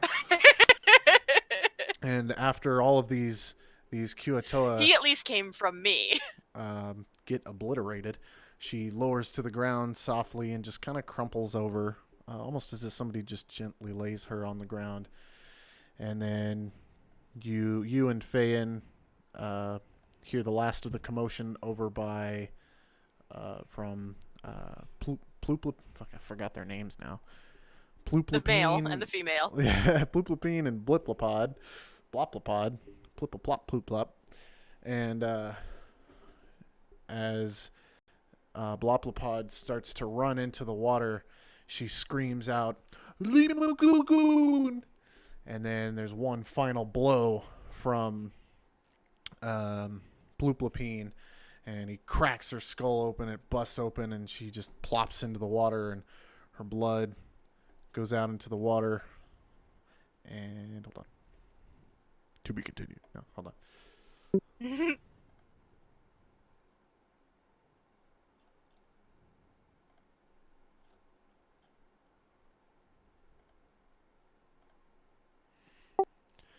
And another sound rises above the burbling cries of the other Kuatoa because, they just watched several of their brethren get obliterated by something crazy. The dark surface of the water further out bubbles and begins to foam, and it gets bigger and bigger. The bubbles get larger and larger, and then then a thick, oily tentacle bursts forth, followed by another. And then two monstrous heads break the surface, both resembling hideous, angry baboons with wickedly curved tusks. Both heads are attached to a single torso, and the monster's red eyes burn with bloodlust and madness. The creature rising from the dark lake must stand 30 feet tall or more, at least. Water cascading down its back and shoulders. Upon reaching its full height, the great demon throws back both of its heads and roars so loud that it shakes this massive cavern that you're in that holds at least one city and the Dark Lake. And everybody, some stand in awe, but most people start screaming and running. Including Plooplepine. He shits himself and runs away. Good response.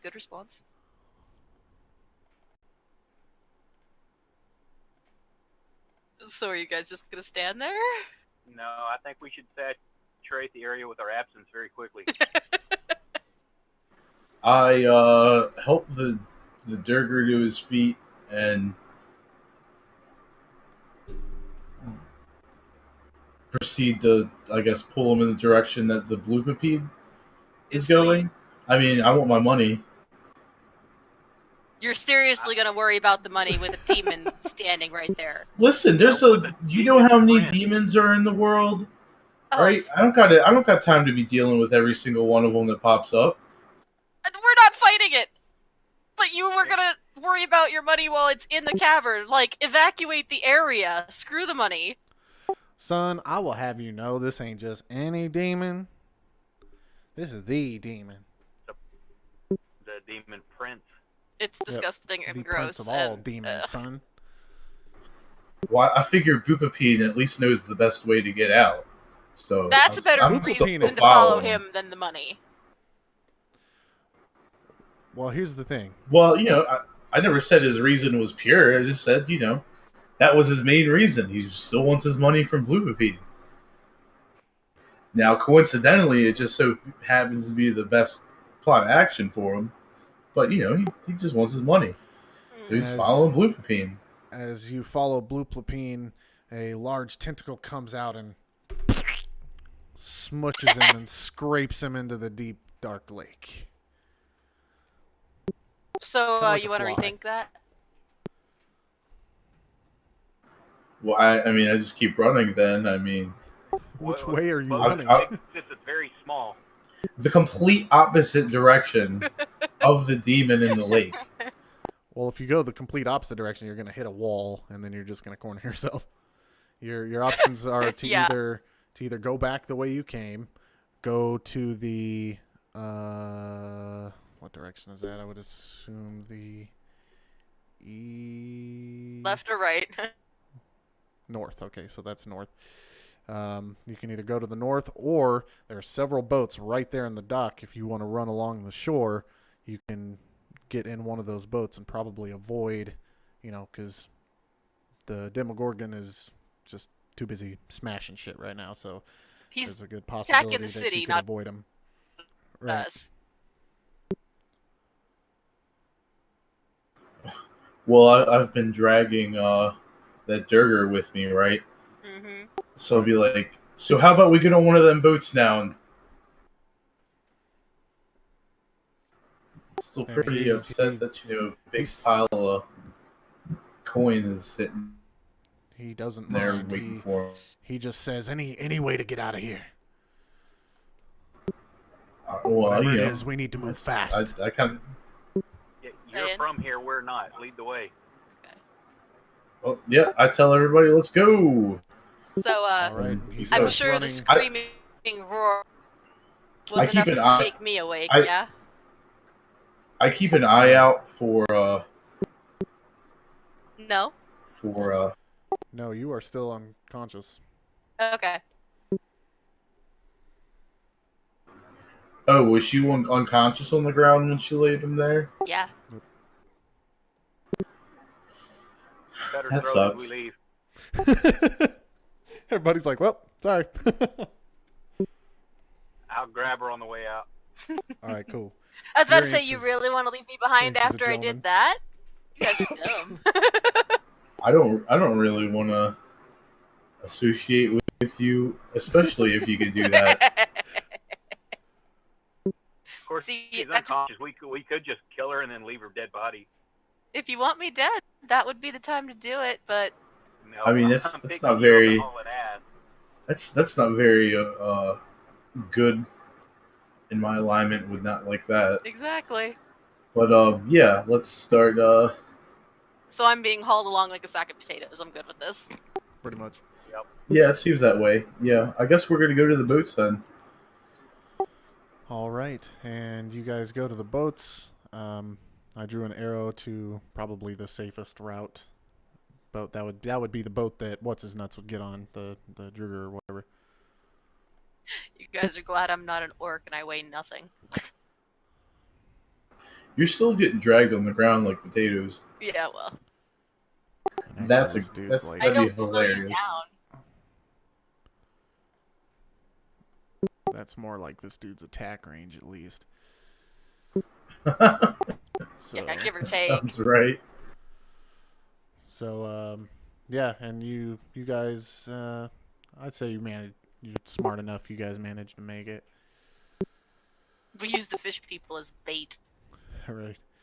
And so you guys get on a boat, and I'm on a boat, motherfucker. Don't you ever forget. I keep a lookout for Globagook. Globagool is nowhere to be found. You don't happen to see him. I just hope Globagool got away. The one that got away. And He yells. He looks back at the shore forlornly and yells, "No matter where you go, I will find you." What's that new that one song that came out for Fast and the Furious? Don't even know. oh my god, I know exactly which one you're talking about.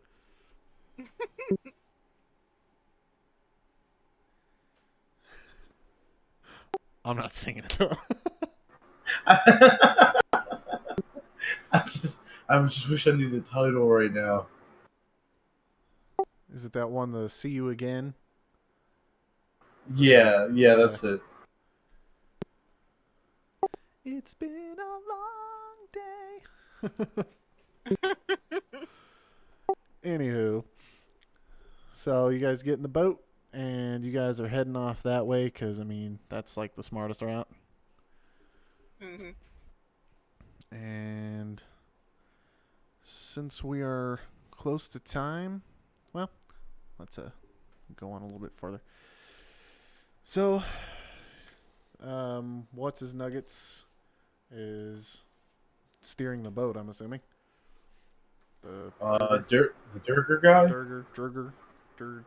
Durger. Did he Did he say he was good at doing the whole boat thing? Yeah, I mean, he knows Yeah. where to go. He knows where he wants to go anyway. I don't know if you guys want to go there or not, but Do we Well, I'm gonna care right ask. now? Well, at the immediate moment, anywhere is fine. But I'm gonna ask him, like, you know, where are we headed now? to a place that's safe. A place where we might be able to get help with whatever the fuck just happened. Now, you say safe.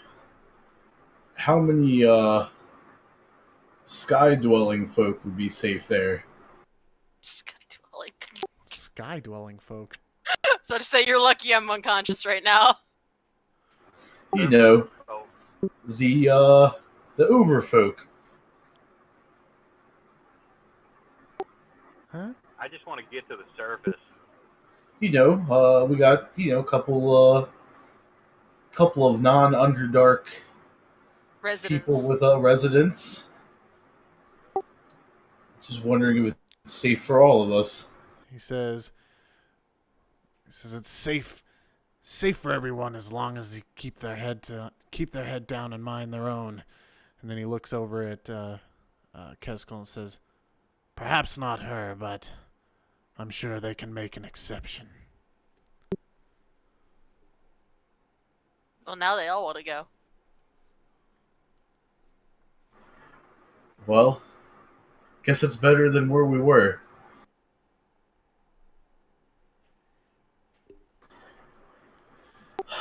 Right.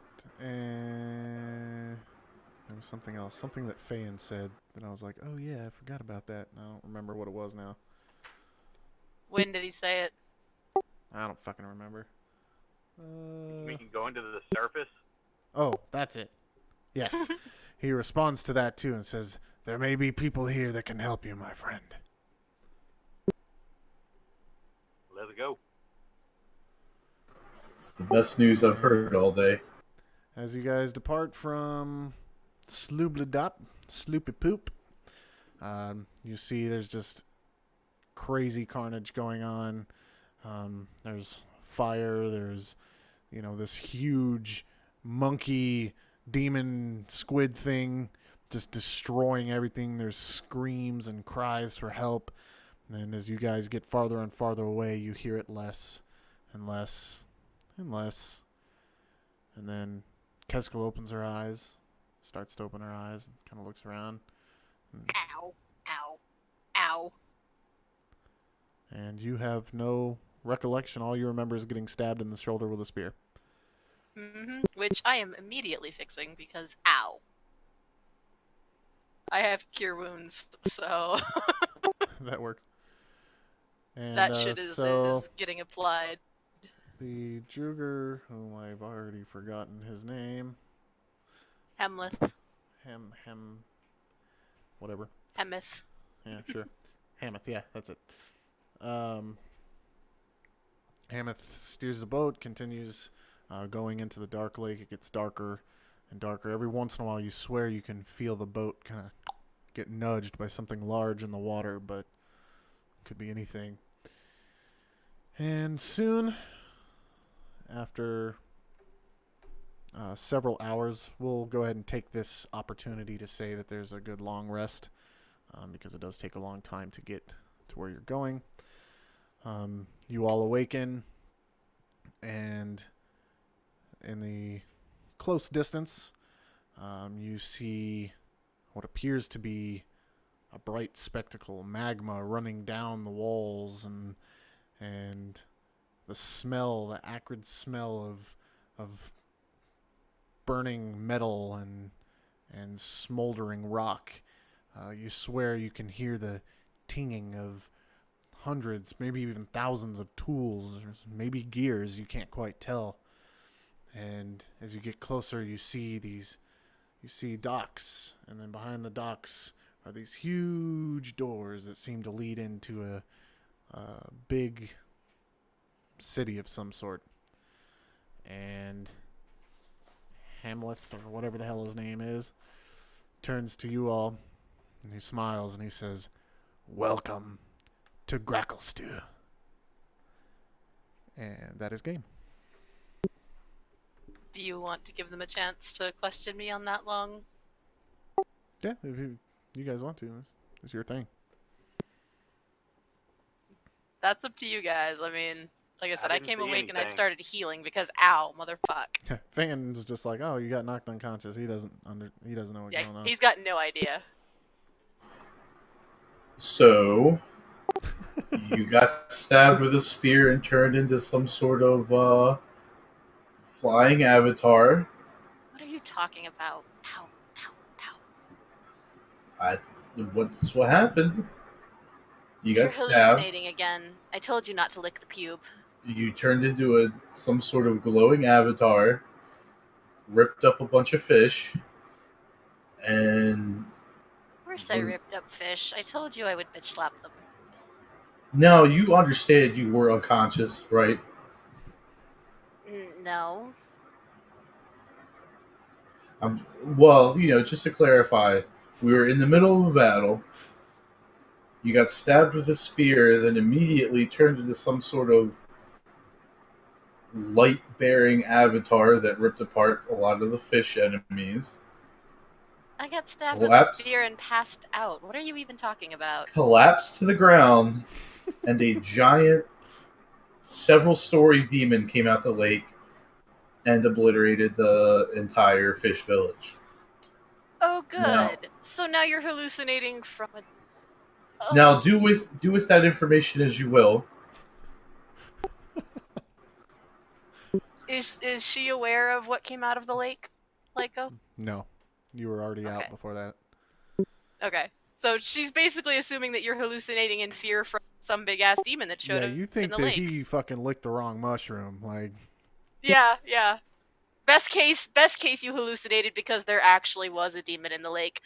Her personal opinion is you licked the cube and she told you not to. Well, all I'm saying is that's what happened. I mean, you might want to go see a priest about it. Yeah, I'll get right on that as soon as we find a priestess of Lolth somewhere. You're welcome to come with me. I'm not too interested in your drow deities. Just like all of the sarcasm right there. I guess that's all I'm gonna press on her about. I mean, if she doesn't want to believe me, what am I to say? I'm just gonna inquire about it on my own. that works.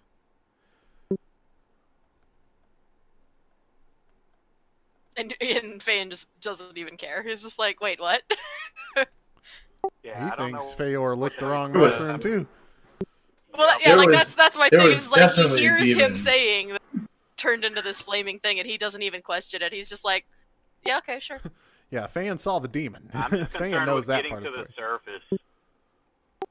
Oh, I Fayen, will- are you confirming the demon? Oh yeah, talking about the demons, like, yeah, you explain how it crushed with things, how horrible it was, smelled, looked. It's like, yeah, he's not talking shit about that. I don't know about this fire thing you turned into apparently, but Okay, so yeah, I'm basically now attributing him seeing me supposedly turn into something to demon madness. Good job. So now I know that there's a demon loose, They and must now have gone I'm crazy. yeah. Pretty much, it's like you saw the demon and you just went insane. Good job. You have a weak constitution. I mean, you're the one who passed out. I don't want to think you should talk about Constitution with anyone. I got stabbed after bitch slapping 2 fish. You go get stabbed and we'll see if you stay awake. How about that? Dude, this is the best part of our adventures, is that you two fight all the time. that's why I just sit back and watch. Yeah. I would be happy to bitch slap you like I bitch slapped the fish, and we can see if you stay awake. I would welcome you to try.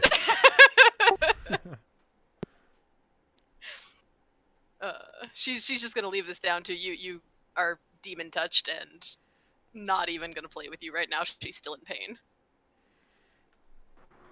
I'm just sitting here thinking there's some sort of crazy astral projected,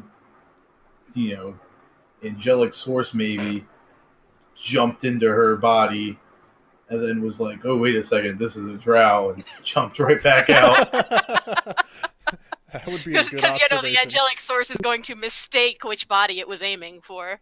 It crit rolled on a 1, right? I mean, how accurate are you going to be on, from the astral planes? Pretty damn accurate. Gotta hit somebody. Fayore doesn't really